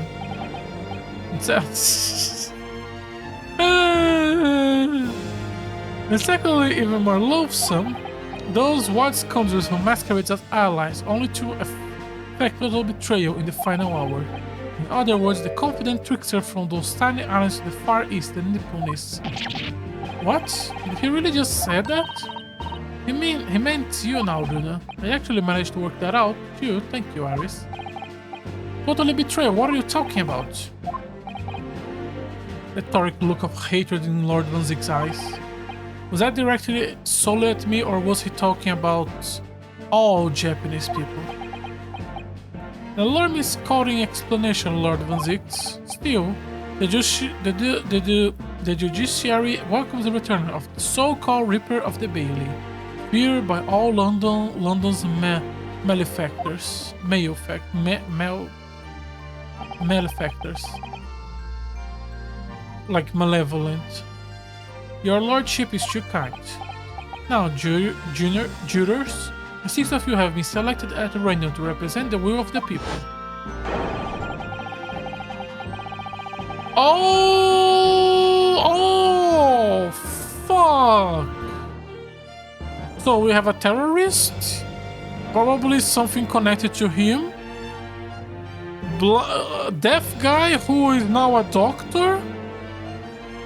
The maid, the husband, and I think you were the 3rd guy in the last trial who were sitting beside the racist lady. Oh, Oh, fuck! Are you ready to hear the evidence placed before you and determine the guilt or innocence of the defendant? From a lieutenant in the British Army here, don't you know? Chaps like me were born ready. Clean cutlery, and a clean conscience. His lordship motto is very appropriate here, I think. Everything will be stereotypic in the future. Absolutely everything. I'm ready for it. Okay, so no, you're just a new guy. I don't understand. I can't have a left it in here. It's not possible, but could I have? Woman indisposable in society. Stop. Female-centric future. Oh wait, stop. Who are you sending that to? Hello, terrorist. Good day. I'm visiting London for sightseeing. I would like to take the bus to Crystal Tower, please. Something wrong, Runa? Oh, not exactly. It's just... I'm fairly sure I recognize these jurors. Almost all of them, in fact.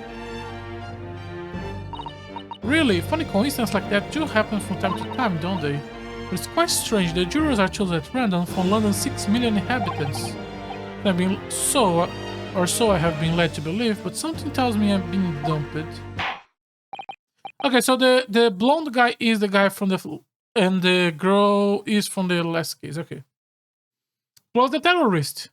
Now, Lord Van Zix, the court calls upon the prosecution to introduce the facets of the case.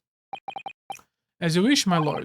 Allow me to begin with a word of warning to the ladies and gentlemen of the jury. In short, there has never been a more self-evident case of cold-blooded murder. The victim, Mr. Pop Windbank, proprietor of a pawn shop on Baker Street, was shot from behind and died instantly. The prosecution presents this photographic print of the crime scene. As the court will observe, there is a single bullet wound just below the gentleman's left shoulder. The evidence suggests the bullet pierces the man's heart, resulting in near-instant death. But not instant. Moving on to the finding of Scotland Yard's coroner, the report said that the bullet entered the body on a rising diagonal trajectory. So shoot from below, or ricochet. And what's that supposed to tell us? It means the victim was likely shot by someone significantly shorter in height. So the right guy. Someone like the accused, you might say. Oh. The prosecution wishes to present the autopsy report and the crime scene photograph as evidence, my lord. Indeed, the court accepts, and then to the bailiff. I now ask the court to turn its attention to this plan of the establishment where the incident occurred. I will be with you in a second. Time of death. Reporting party, Ryosuke Naruhodo. Postmortem findings, single bullet wound in or behalf of no other visible. Autopsy reports the death from bullet to the heart from the back on a gently rising diagonal trajectory. Single bullet. Dr. Stevens. Okay.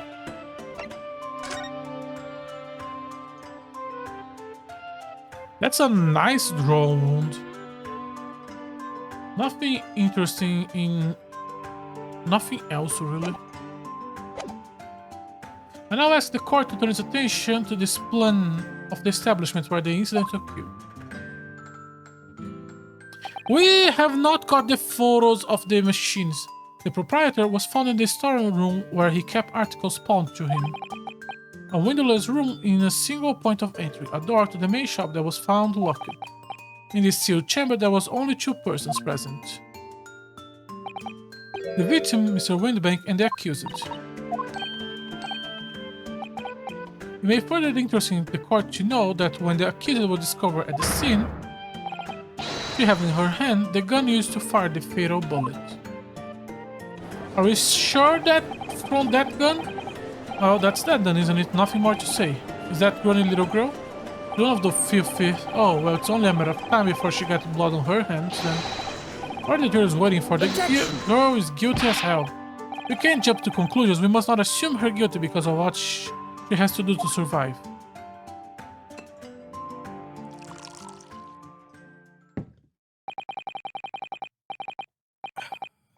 My learned Nipponese friend, it is you who must not jump to conclusion.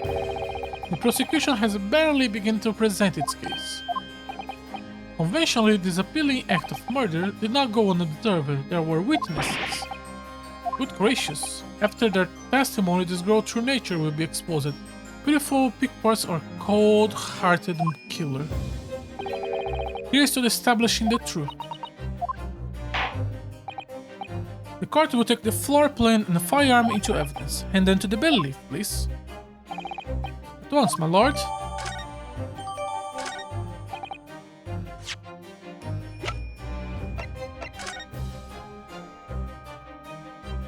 Seems very straightforward. One of the cameras is here. We don't know where the second camera is shooting from.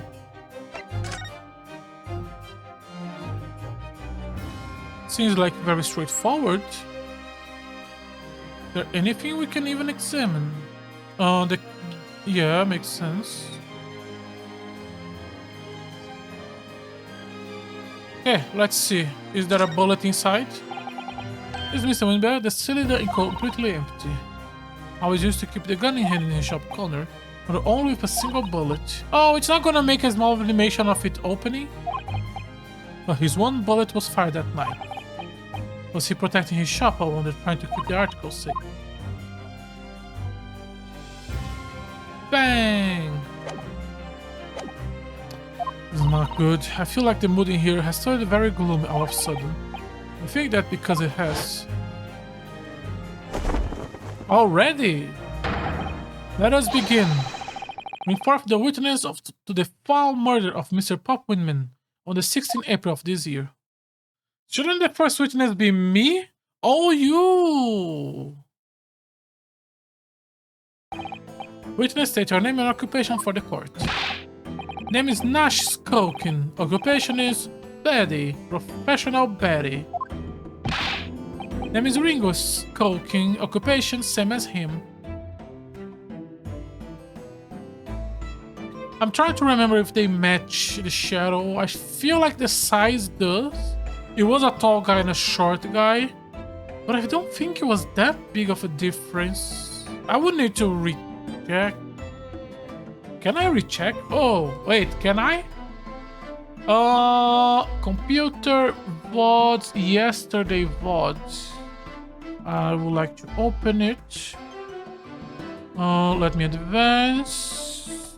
Talking night. We went to the cutscene played.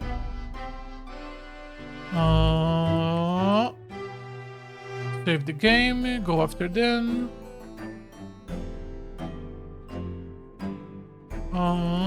And then the next one. Okay, so it was before the cutscene. Let's go.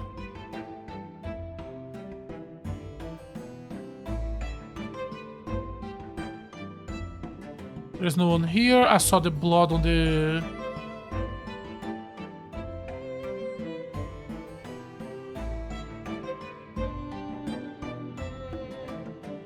But after then, go. Right.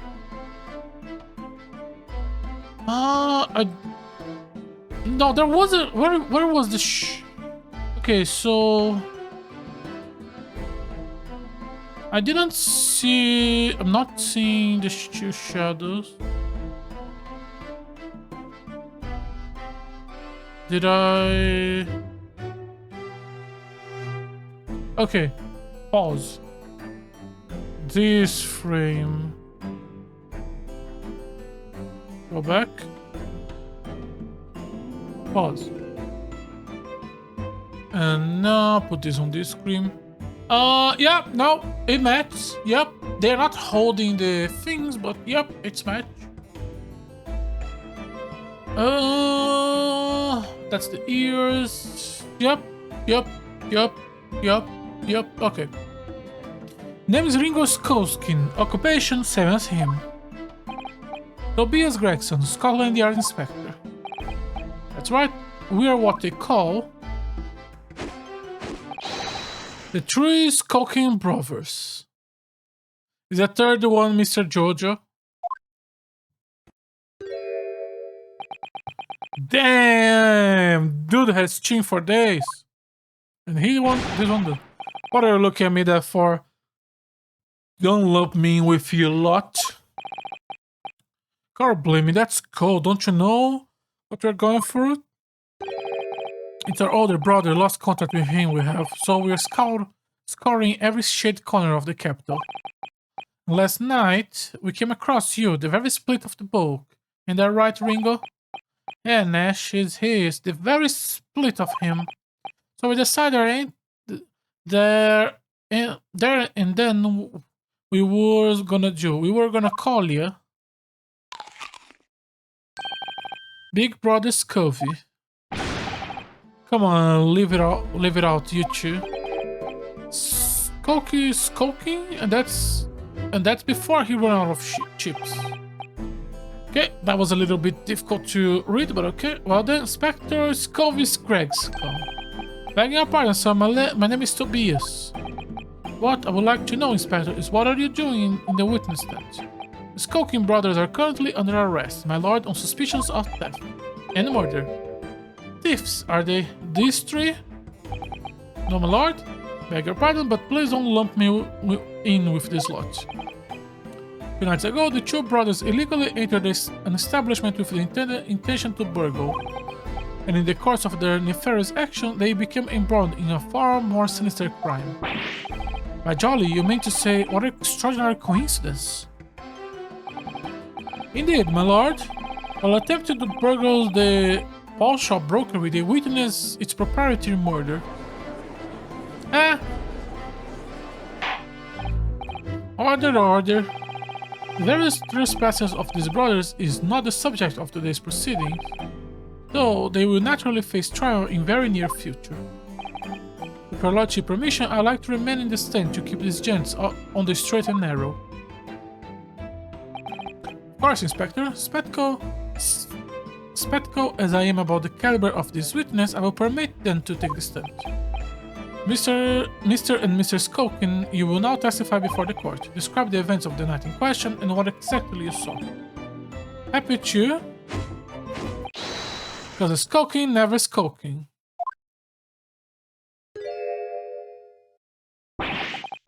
Get out of it. Get out with it.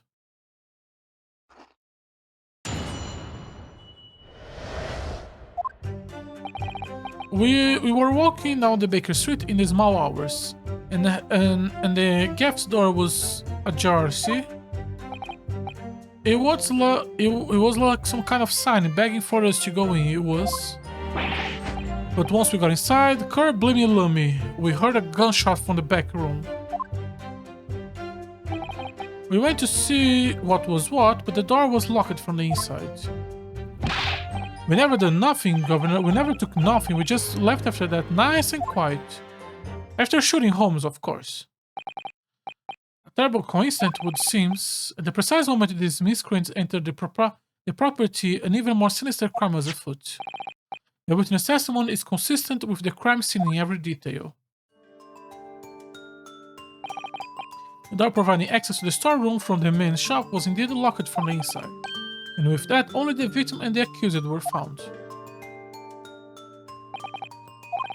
I must say, it does appear to be an overwhelming simple case. Still, the defense may cross-examine the witness now. Of course, counsel, if you please. Counsel? Oh, yes. What's the matter, Rune? Sorry, I was just stunned in silence for a minute by the blatantly lies told by the pair in the stands. I know it's nonsense because I saw it. I just have to expose the testimony in the pack of lies it is.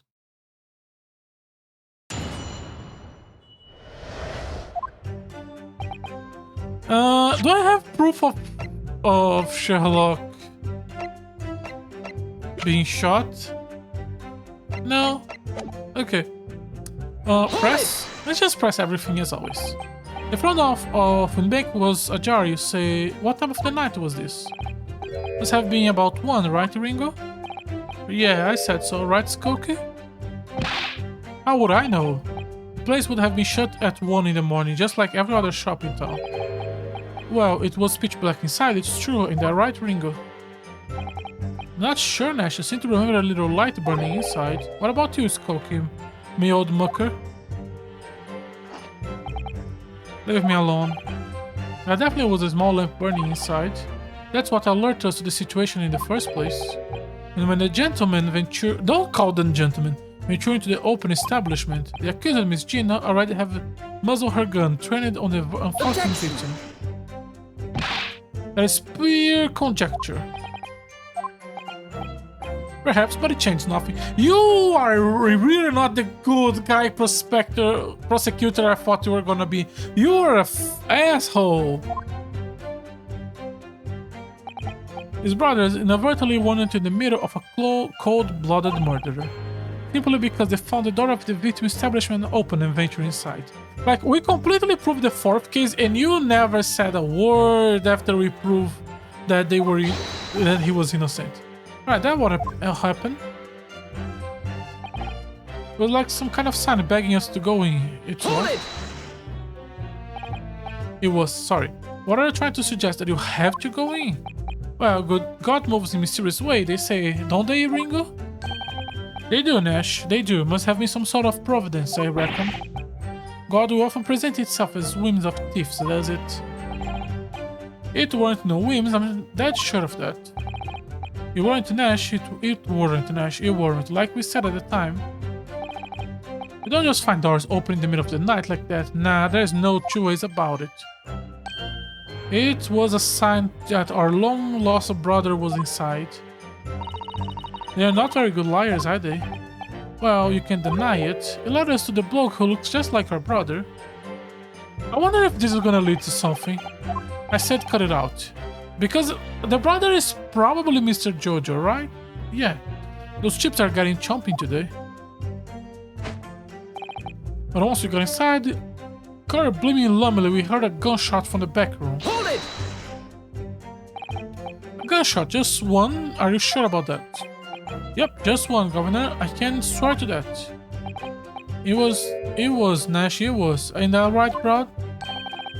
The firearm used belonged to the victim himself. Yes, Mr. Windbank always used to leave his gun lying around in the counter.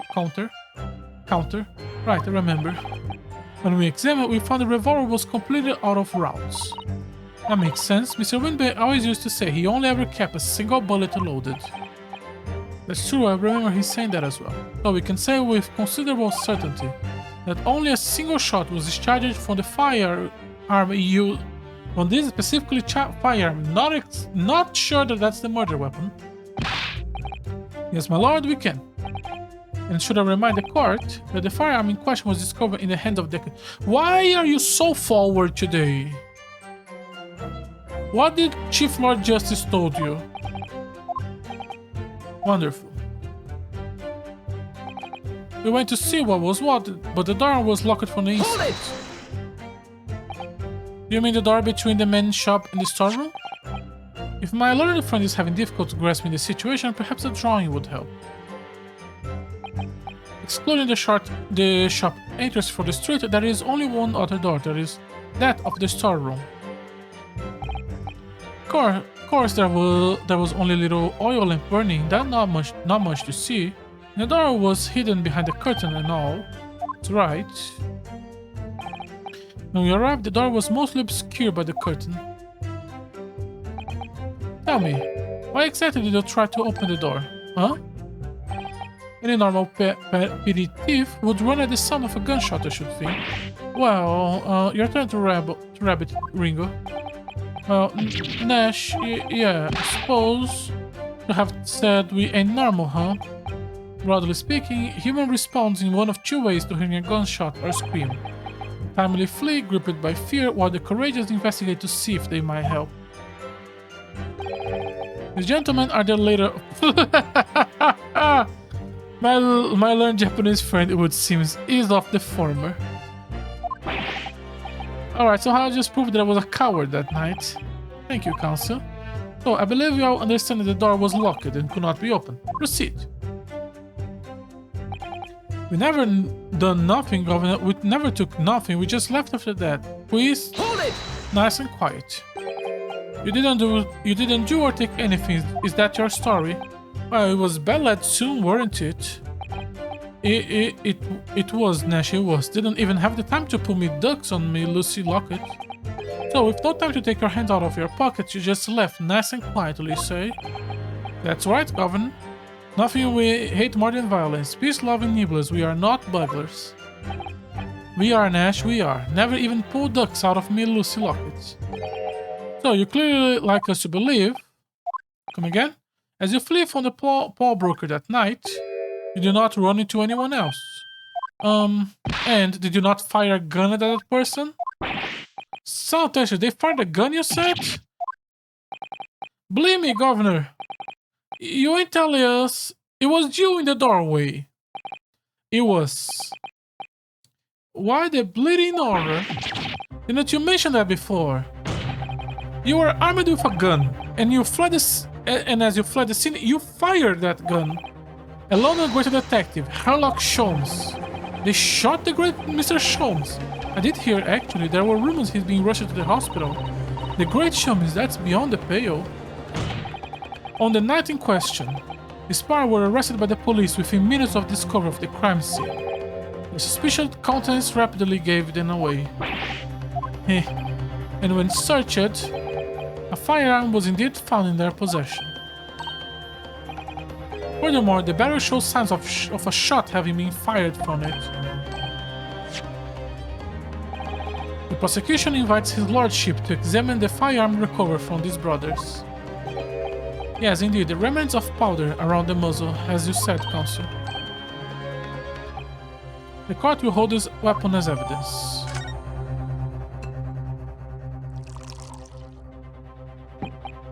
Now, my learned Nipponese friend.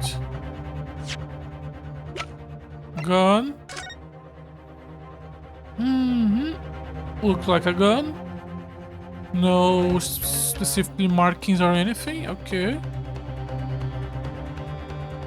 And we can check the chamber much like the other. Okay. So there's an ammunition still loaded in 5 of the chamber's 6 slots, which tell us only a single shot have been fired. We know that at least 3 shots happened that night. At least 3 shots, which means there is still 1 gun missing. The bullet that hit Hurley, in fact, isn't it? Yes. Happened almost as soon as we walked in through Windbank door. I'll make those brothers pay. We are missing at least 1 gun. We are gonna keep going. Okay. This is gonna be a long case. Yes. Here's you successfully presenting the evidence. For yes, there are telltale signs of spent powder on this gun and a single bullet missing from the cylinder. But the prosecution demands evidence that it was fired at the scene of the crime under scrutiny in this trial. Objection. Well, I don't need evidence, because I was there. However, the rest of us in the courtroom were not. The defense failed to provide evidence in support of its rash claims. We shall have no choice but to toast your competence and move on. Shouldn't you accept witness as evidence, and I am literally the witness? Evidence is Chu fired the gun before they left the Windbank that night. The court demands an outclaimer with clear. This is dumb. Dude is literally in the hospital with a bullet and on his shoulder. This is dumb.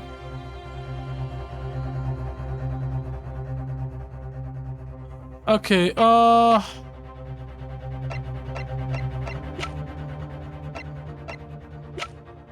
need to prove the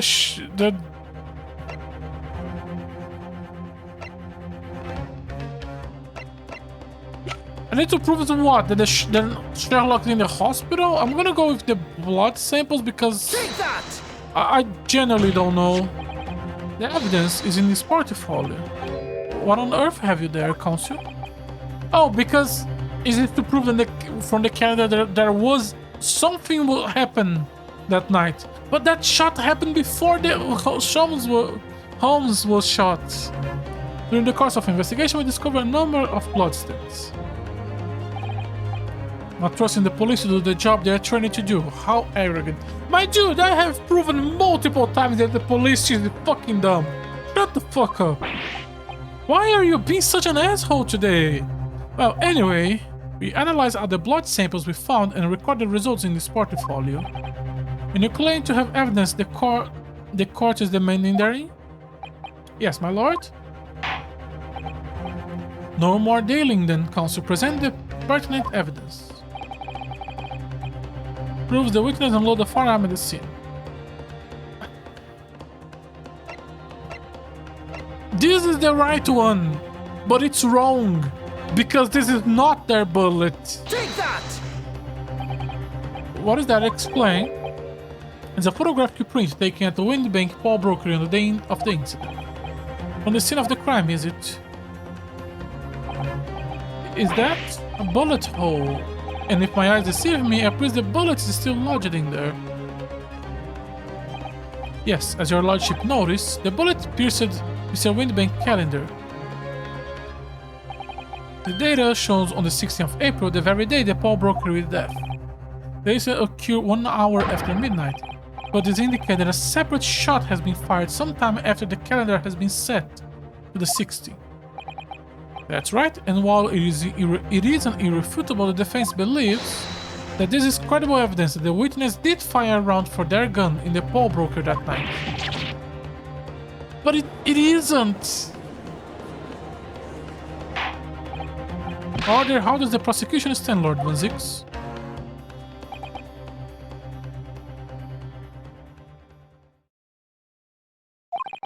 That is the direction my little friend wishes to take. The prosecution has no objection. Because you know that's not the correct path, you motherfucker. You really are gonna keep lying because you're not here to find the culprit. You're here just to incriminate Gina.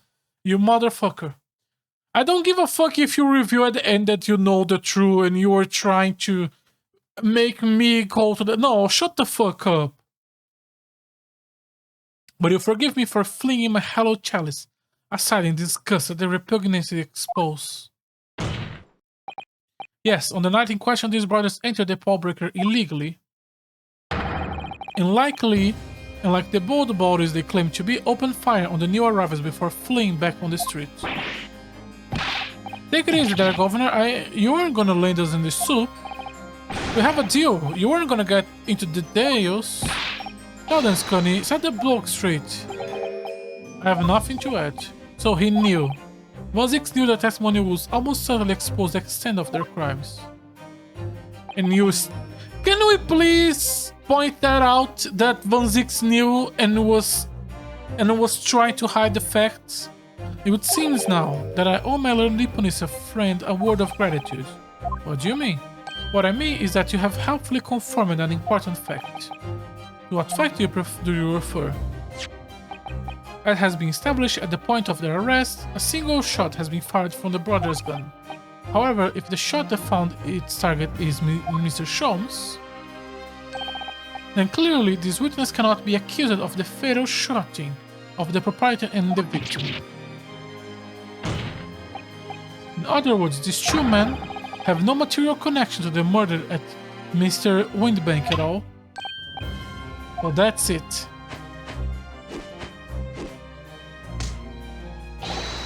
That's it, we didn't have nothing to do with it. We didn't, Ash, we didn't. That's what I reckon. Your crimes include unlawful entry, intention to steal, perjury, and let us not forget, attempted murder. Quite a catalog, huh, fellas? We are in here for it now, brother. Now then, let us take a moment to consider the aforementioned great detective, Mr. Sherlock Sholmes. It would seem the man patronized the pawnbroker in question somewhat. Sorry, it would seem the man patronized the pawnbroker is in question somewhat regularly. Where is he going with this? The Sholmes appears to take pleasure in tinkering with eccentric machinery. Oh, are we gonna talk about the photos? Eccentric says who? Not me, don't give me that look. He installed a pair of machines like this one on the victim shop. Oh, that's one of Hurley's red-handed recorders. What is that, Counsel? It has the appearance of a photographic contraption. As your lordship has summarized, it is indeed a camera attached to a small timing device. Every half an hour, it automatically photographs the interior of the establishment. The idea being that if a thief were to break in the shop, he would be caught red-handed. The prosecution has obtained the photographs taken by the device on the night in question. 8 p.m. Okay. 8:30. 9. 9:30. Copies identical prints are produced in quite disillusionary fashion. Rather prodigal, I feel. In fact, there are 2 of such devices in the victim shop, my lord. If I may refer the court to the plan of the premises. Oh, that's why it's in that angle. Okay. You said this can produce a print every half an hour. I'm afraid I fail to see how that would help if the anticipated thief occurred his if the anticipated thief conducted his activity in one of the many 30 minutes intervals. One can only pray that the would-be criminal lingers, my lord. On the night in question, the witnesses currently in the stands were not caught on camera.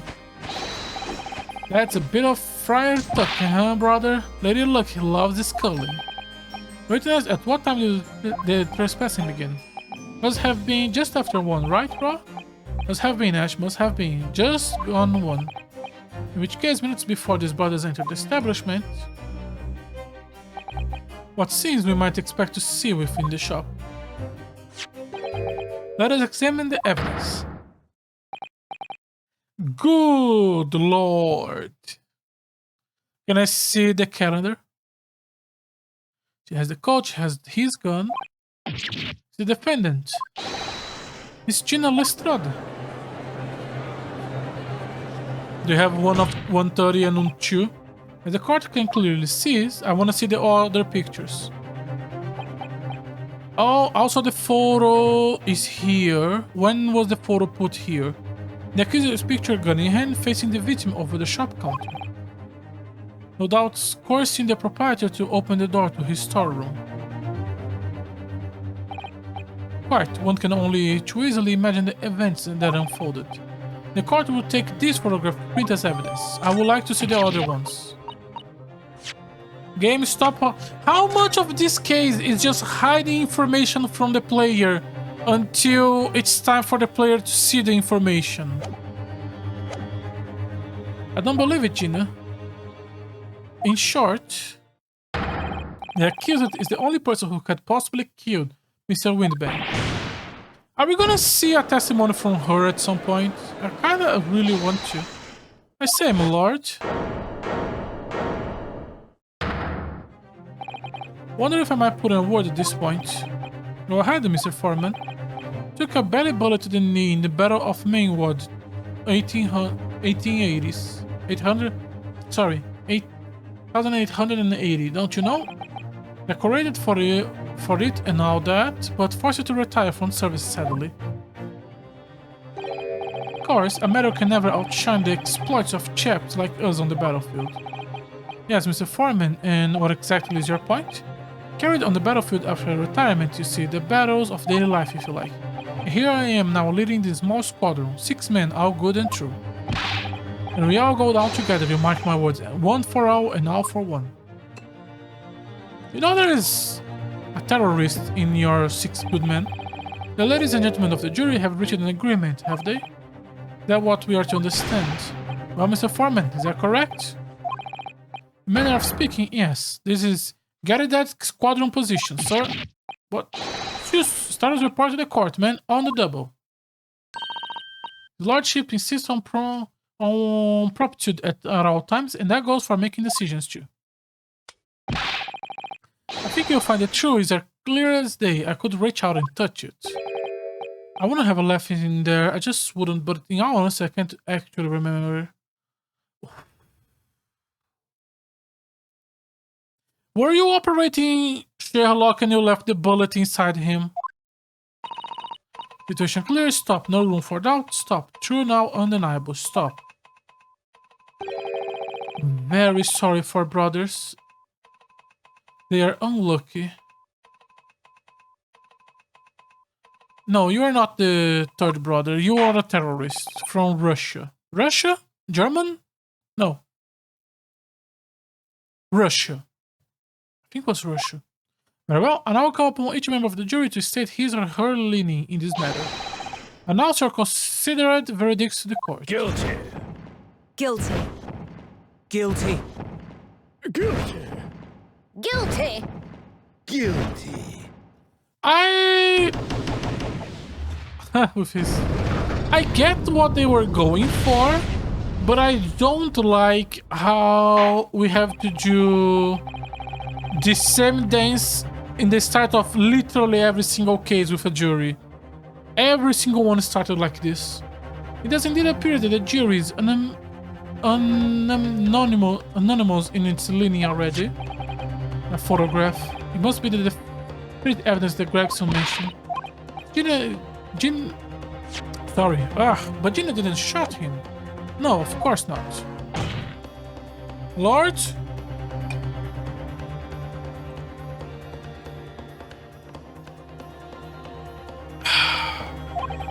Defense wishes to assert its right to a summation examination. Well, the court grants permission. Are you gonna...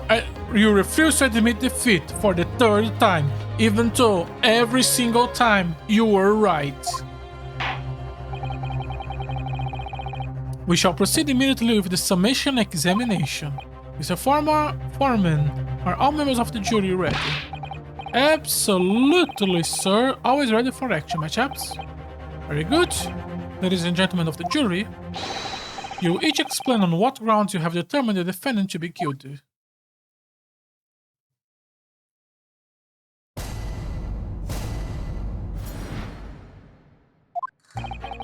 Our evidence clearly points the finger of guilty at the young pickpocketing. As a housemaid, I should like to see all filthy ishars promptly and rigorously eliminated. I think you'll find that if you look at that photograph in stereo, the truth will just pop out. If I have left in there, I should think there'll be some repercussions by now. Mind made up. Stop. Global radio transmission of verdict to follow. Stop. In Motherland, we never say judge by clothing, judge by head. I'm convinced the brothers are innocent.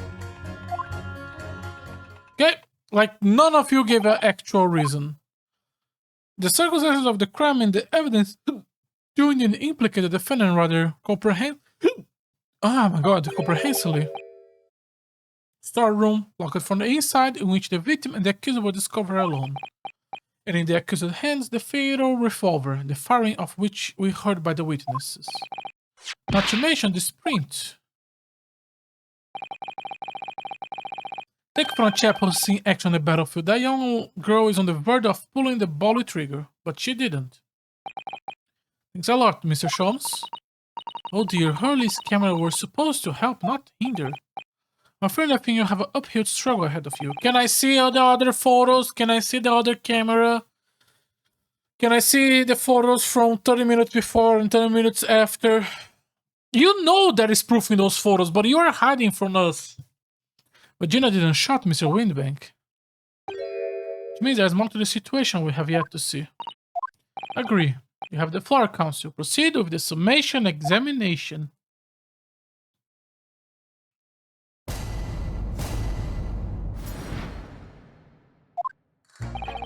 On the evidence, okay, I'm just gonna press everything because most of them really give me absolutely nothing. You're Mr. Natsume's landlord, Mr. Garidad, aren't you? We really must stop meeting like this. Ah, you're the lawyer chap. Well, there's a turn-up for the books. What happened to your wife? Rather a turbulent time we have back then. Some extraordinary events took place at your house, that's for sure. Luckily, Mr. Sholmes and I were able to get the bottom of it all. I think we did rather a lot for you, didn't we? I mean, obviously, I wouldn't be suggesting that therefore you should change your leaning to not guilty or anything. All you did was incriminate his wife. Can't be denied, I suppose. The curse of the Garrett's house was the talk of the town after that business. Lawyers moved out and couldn't get a belly soul to take up the tenants. Haven't had the heart to break the news to Johnny yet. But enough that the old girl is clapped up. Yes, can't be denied you did rather a lot, but not for us. That's for dashing certain. I suppose not. Of course. There can be no suggestion of that being the reason I'm leaning towards guilty here, obviously. Obviously, but honestly, I really wish you paid more attention to the trial, and less to the juror number 2. Oh, is that why he was always looking to the side? I was wondering because... Oh, I did not notice the eyes. Hold it! You horny, man. Polishing the bench, you see. Again, maiden work is never done. Not a blemish must remain. What exactly do you mean by filthy eyesores? On my way to market for his lordship, I have to pass through the East End. The place is full of beggars, pickpursers and crossmen, the scum of the earth. A little harsh, perhaps? I may be playing. Were up to me, all those back slums would be made spick and span or eradicated. At least we have people like the great detective working to achieve those important goals. Referring to Mr. Sherlock Holmes. That's right, I like to keep abreast of his exploits by reading Rain's magazine in between my duties. He does wonder cleaning up London streets. In my opinion, he should be declared an honorary maid of the capital. Mr. Sholmes, a maid. Really quite unforgivable.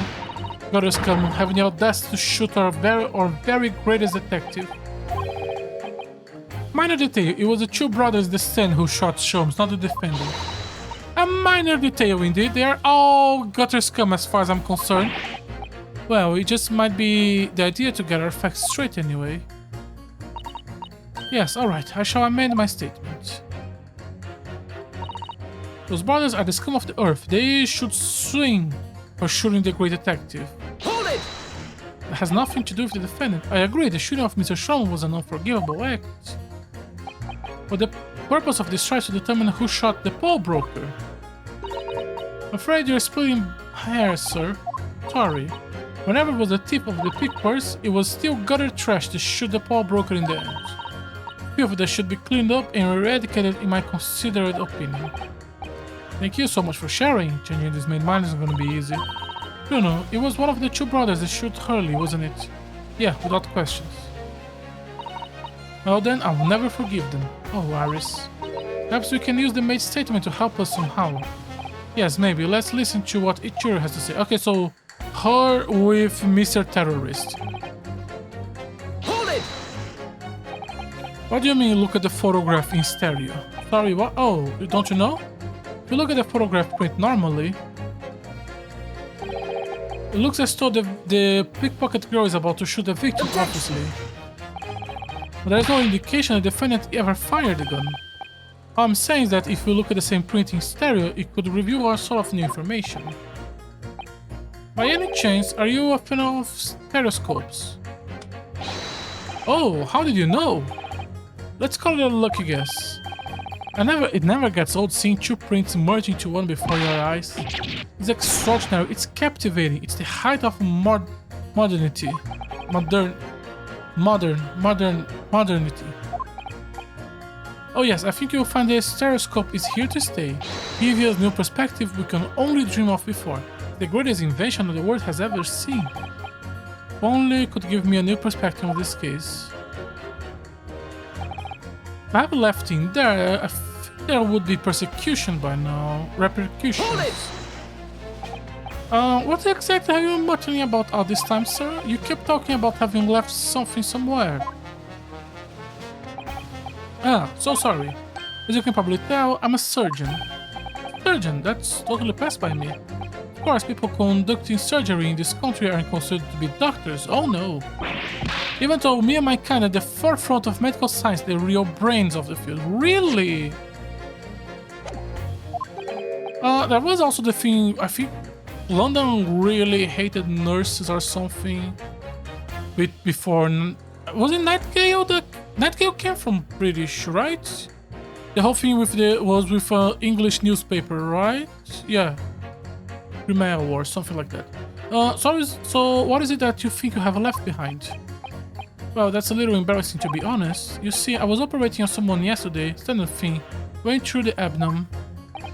But when I finished the procedure, I couldn't find my scalpel anywhere. Did surely not, exactly, surely not, you say to yourself, don't you? Worrying, isn't it? That's what has been troubling me this whole time.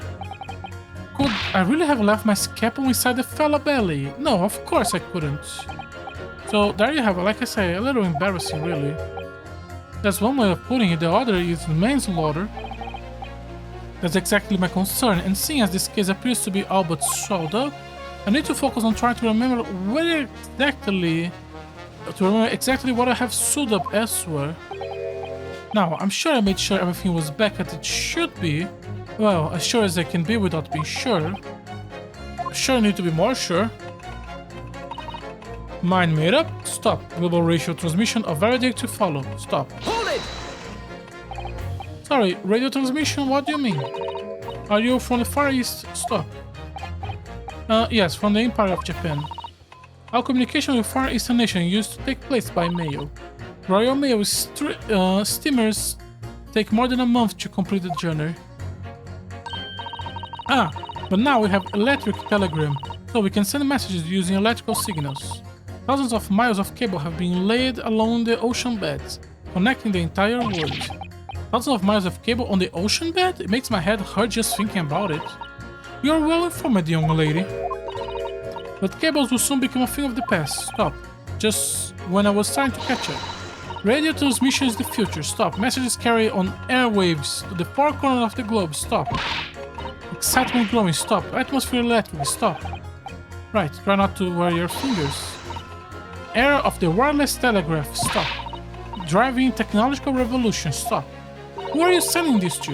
The people say inventions like this telescope are the height of technology. What other people? I can't understand. I really can't. They're just silly toys. Excuse me. Junior number 3, sorry to interrupt you when you're obviously foaming, but... What? Do you perhaps have something to say about junior number 5 last remark? As if I couldn't guess? Oh, you bet I do. Say that again, go on, I dare you. Goodness, are you talking to me? I think he might be, yeah? You think telescopes are just toys, do you? Absolutely, I mean really, a machine to view photographs in 3 dimensions. Why on earth would you not just use our eyes to look at the world around you? It's all 3-dimensional. What a great way to appease the man. No, I'm sorry. Telescopes are of no practical use at all. Technology never really went too much forward, I guess.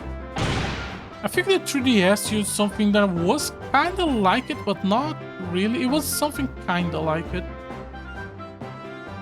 We don't really have too much 3D photos today. Yeah, you just don't know. Pardon? I think you'll find that viewing photograph through a stereoscope can unlock all sorts of possibilities. I'm obviously gonna have to demonstrate. What sort of possibilities? Well, take a crime scene for example. If you have a file of photographs from the crime scene that could view through a stereoscope, it could reveal hidden clues you never even noticed before. Have you got any place that we could look? What about this? Take that! Alright, Juror number 3. Are you saying you can do this with any suitable photograph print? Of course. Very well, I'd like you to demonstrate. I'll be delighted to. Just one more print and I will amaze you. Motherfucker, you don't... We only have this one because motherfucker doesn't give me... The only double we have is this one, I guess. Take that! I don't have another one. Wait, sorry? What do you mean one more print? Oh dear, don't you have this in the Far East? Don't you know how the stereoscope works? You don't know. You need 2 photographs for a stereoscope, remember? You know, one for the left eye and one for the right eye. Oh, yes, I remember now. But the print we have from the pawnbroker is just a normal photograph. No, I think you'll find that the clues is in the name. Stereoscope, not a monoscope. You always need 2 prints. Thanks for the friendly explanation. Well, if we obtain another print at some point later in the trial, we can always show it to this young man. I think you'll find that know-it-all expression is really starting to annoy me. Let's go back to track, shall we? Ooh, your testimony changed. Hold it! Okay, let's go back to that, but not pursue. No, no, no, no.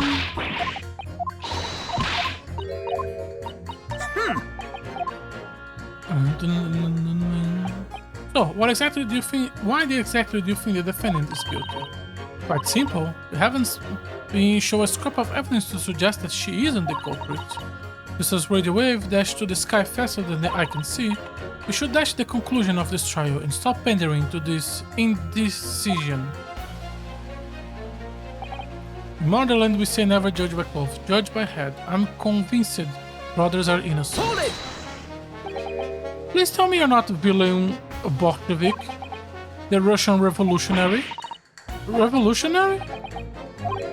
Yeah, I believe there is such a rumor. Just a rumor? As you see, I have unfortunate appearance. I look like a vicious criminal. Your words, not mine.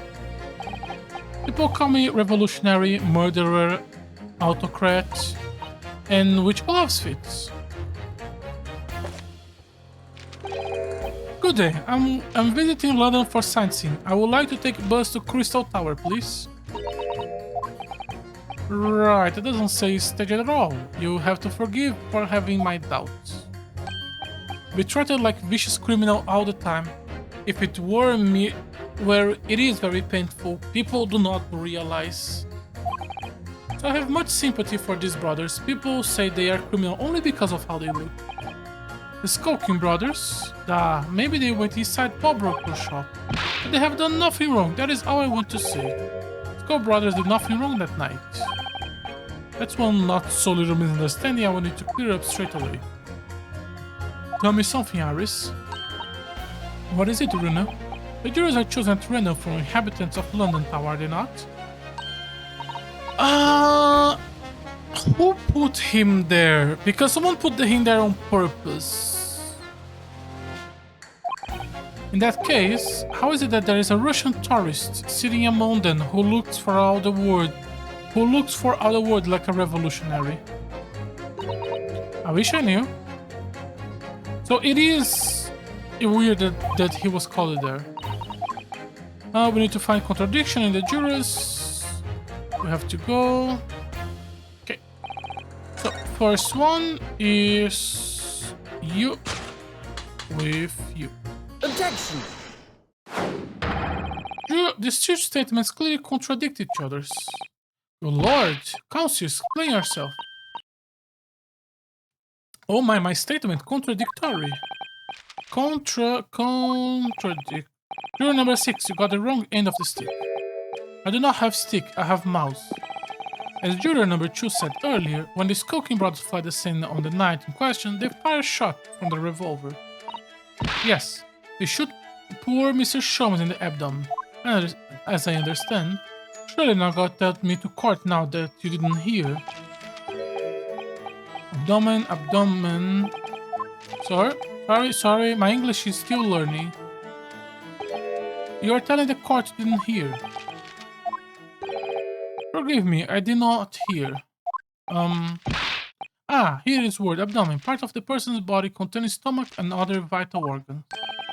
Is this what you mean? You should say in plain English, I'm a Russian, not native speaker. Who thought it was a good idea to let this man be on the jury again? So, are you telling me these brothers who look like criminals were lying? They said before we never done anything, but the truth is they shot detective, That is double negative. Yes, that is exactly right. Lying is wrong, especially when lies said by a person who look like criminal. Coming from you, that seems surprisingly prejudiced.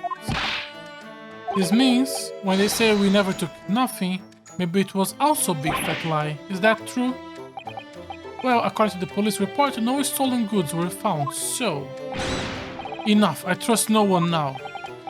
It's not the mouse's fault, sir. I must see with my own eyes. I must investigate the crime scene myself. I'm afraid that... Yes, it is, Bruno, easily. Sorry? The print from Hurley red-handed revolver. Compare the print that Gina and the next print from half hour later. You'll be able to see straight away if anything was taken or not. Mr. Prosecution! Golly. Sorry. Wrong button? Wrong button again? Call Mr. Prosecution. Toot. Call on the prosecution in the middle of a summation examination of all times. The print showing the accuser threatening the victim after she broke into the shop is this one. Meanwhile, the Skull King brothers entered the shop, summarily heard the fatal gunshot ringing out. Sadly, none of these events were captured on film. This is the print produced by the camera half hour after the brothers' fight.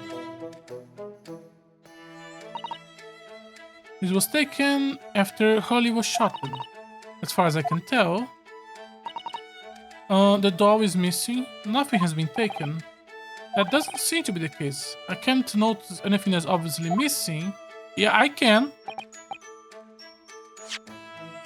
Like, very clearly can I see the other one. Like, the doll was missing to start with. But the brothers who took the criminal told only one lie. They shot men, but they stole nothing. It would seem so, yes. Good. No, not good. You are right, I did not understand the situation. Now I know the brothers have lied. I think it's very important to continue with trial. Did I expect you to be the first one? Yay, well done, Bruno. The balance is shifty. Well, it's a start, I suppose. But there must be more in what these jurors are saying that I can use to expose. If I can do that, we might just turn the situation in favor. Thank you, Counsel. Continue with the summation examination. Nah, thanks. So, immediately, the doll was missing. No, the doll is not missing, huh? To go doll, to note dog, balance. Big open book, pen. Big open book, pen. The glass is now broken. Boxes. Cat photo. Two notes. Photo, two notes. The curtain is open, the door is closed. Curtain is open, the door is closed. So the only difference is the broken mirror on the floor. Nothing else. Okay. Another print in the court record. I wonder if we can make use of that. No. Because I can't click on the left arrow. I have to click with right button. Okay. Hold it! Can I show you new clues? First, present. Take that! And then the second one.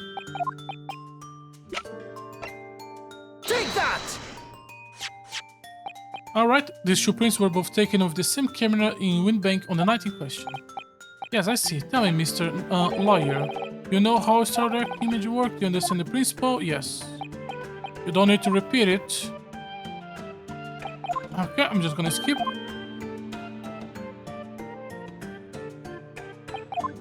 Exactly.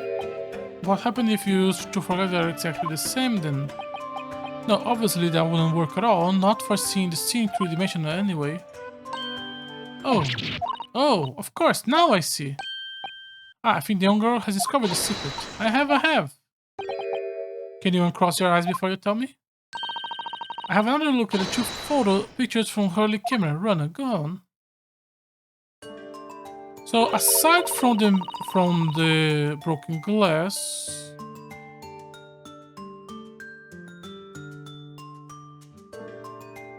why did I thought the doll was missing?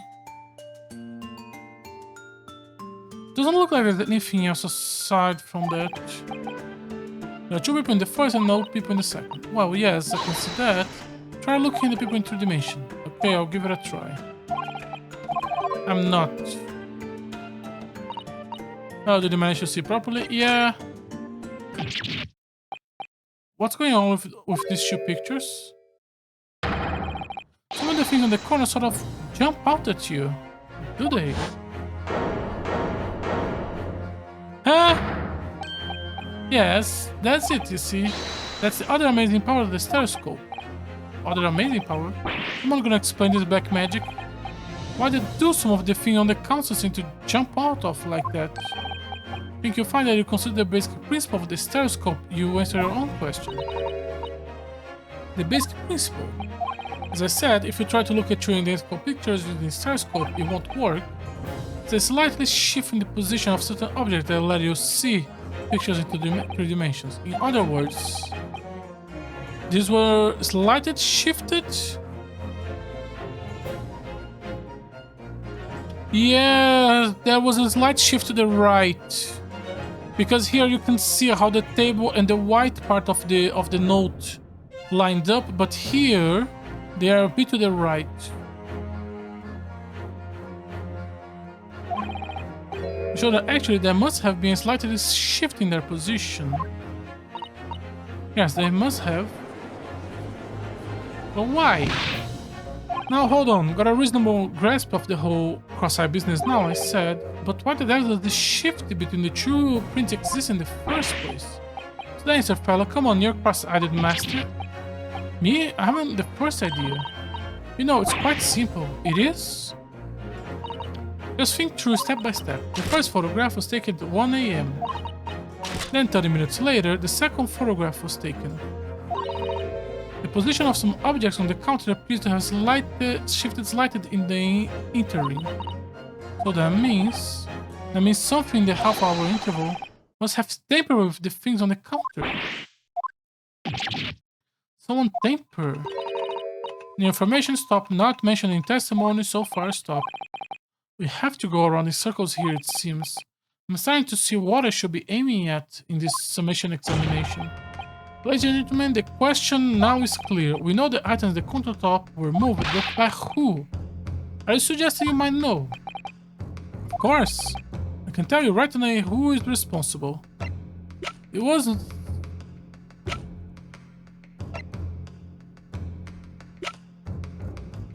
It doesn't look like him. No.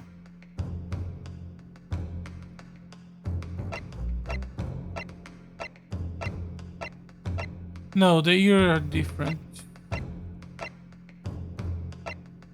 Oh.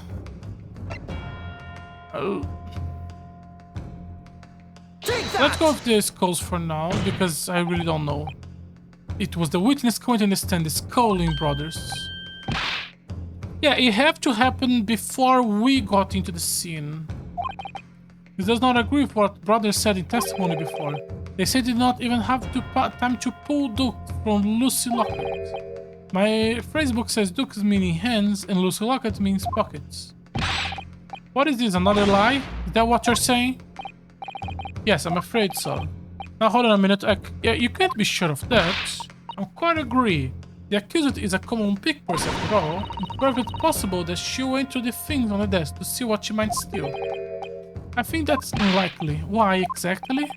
As you can see from this photograph reprint, the defendant was pointing a gun at the victim.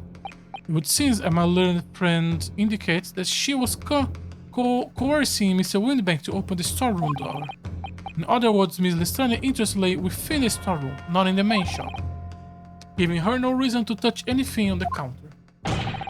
All which points to one thing. The Sculling brothers have omitted key facts in their testimonies. The accused is a pickpurse, common gutter trash. Why look any further for the wrongdoers here? Because Sculling brothers are thief, madam. No better, in fact worse than a pickpurse. I believe that these brothers were looking for something on the victim counter that night. Ladies and gentlemen of the jury, if you would condemn the defendant on the grounds that she's a pickpocket, would it not at least be right and proper to thoroughly scrutinize the testimony given against her by two thieves? Well said. I, for one, would like to hear more from the shady pair. Hey!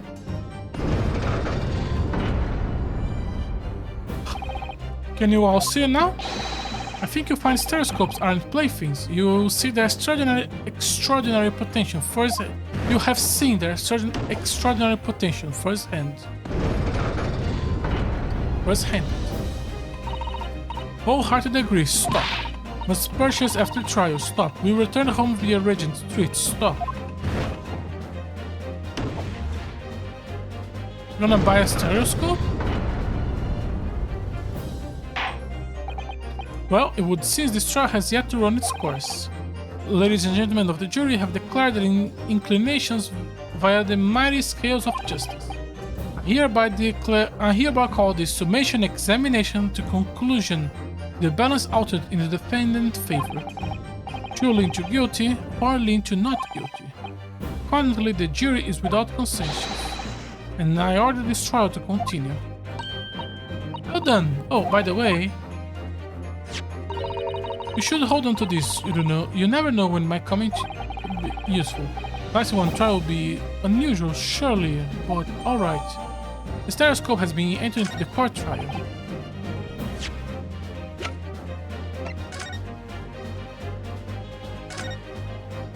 Can I choose 2 photos?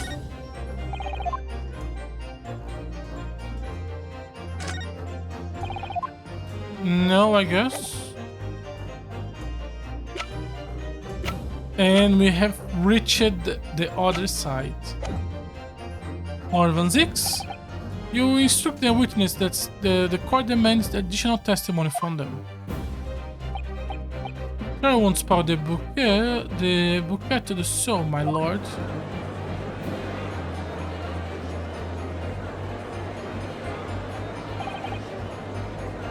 I have won myself another chance to probe the pair about their activities that night at least, and I won't stop probing them until I have proven that Gina is innocent.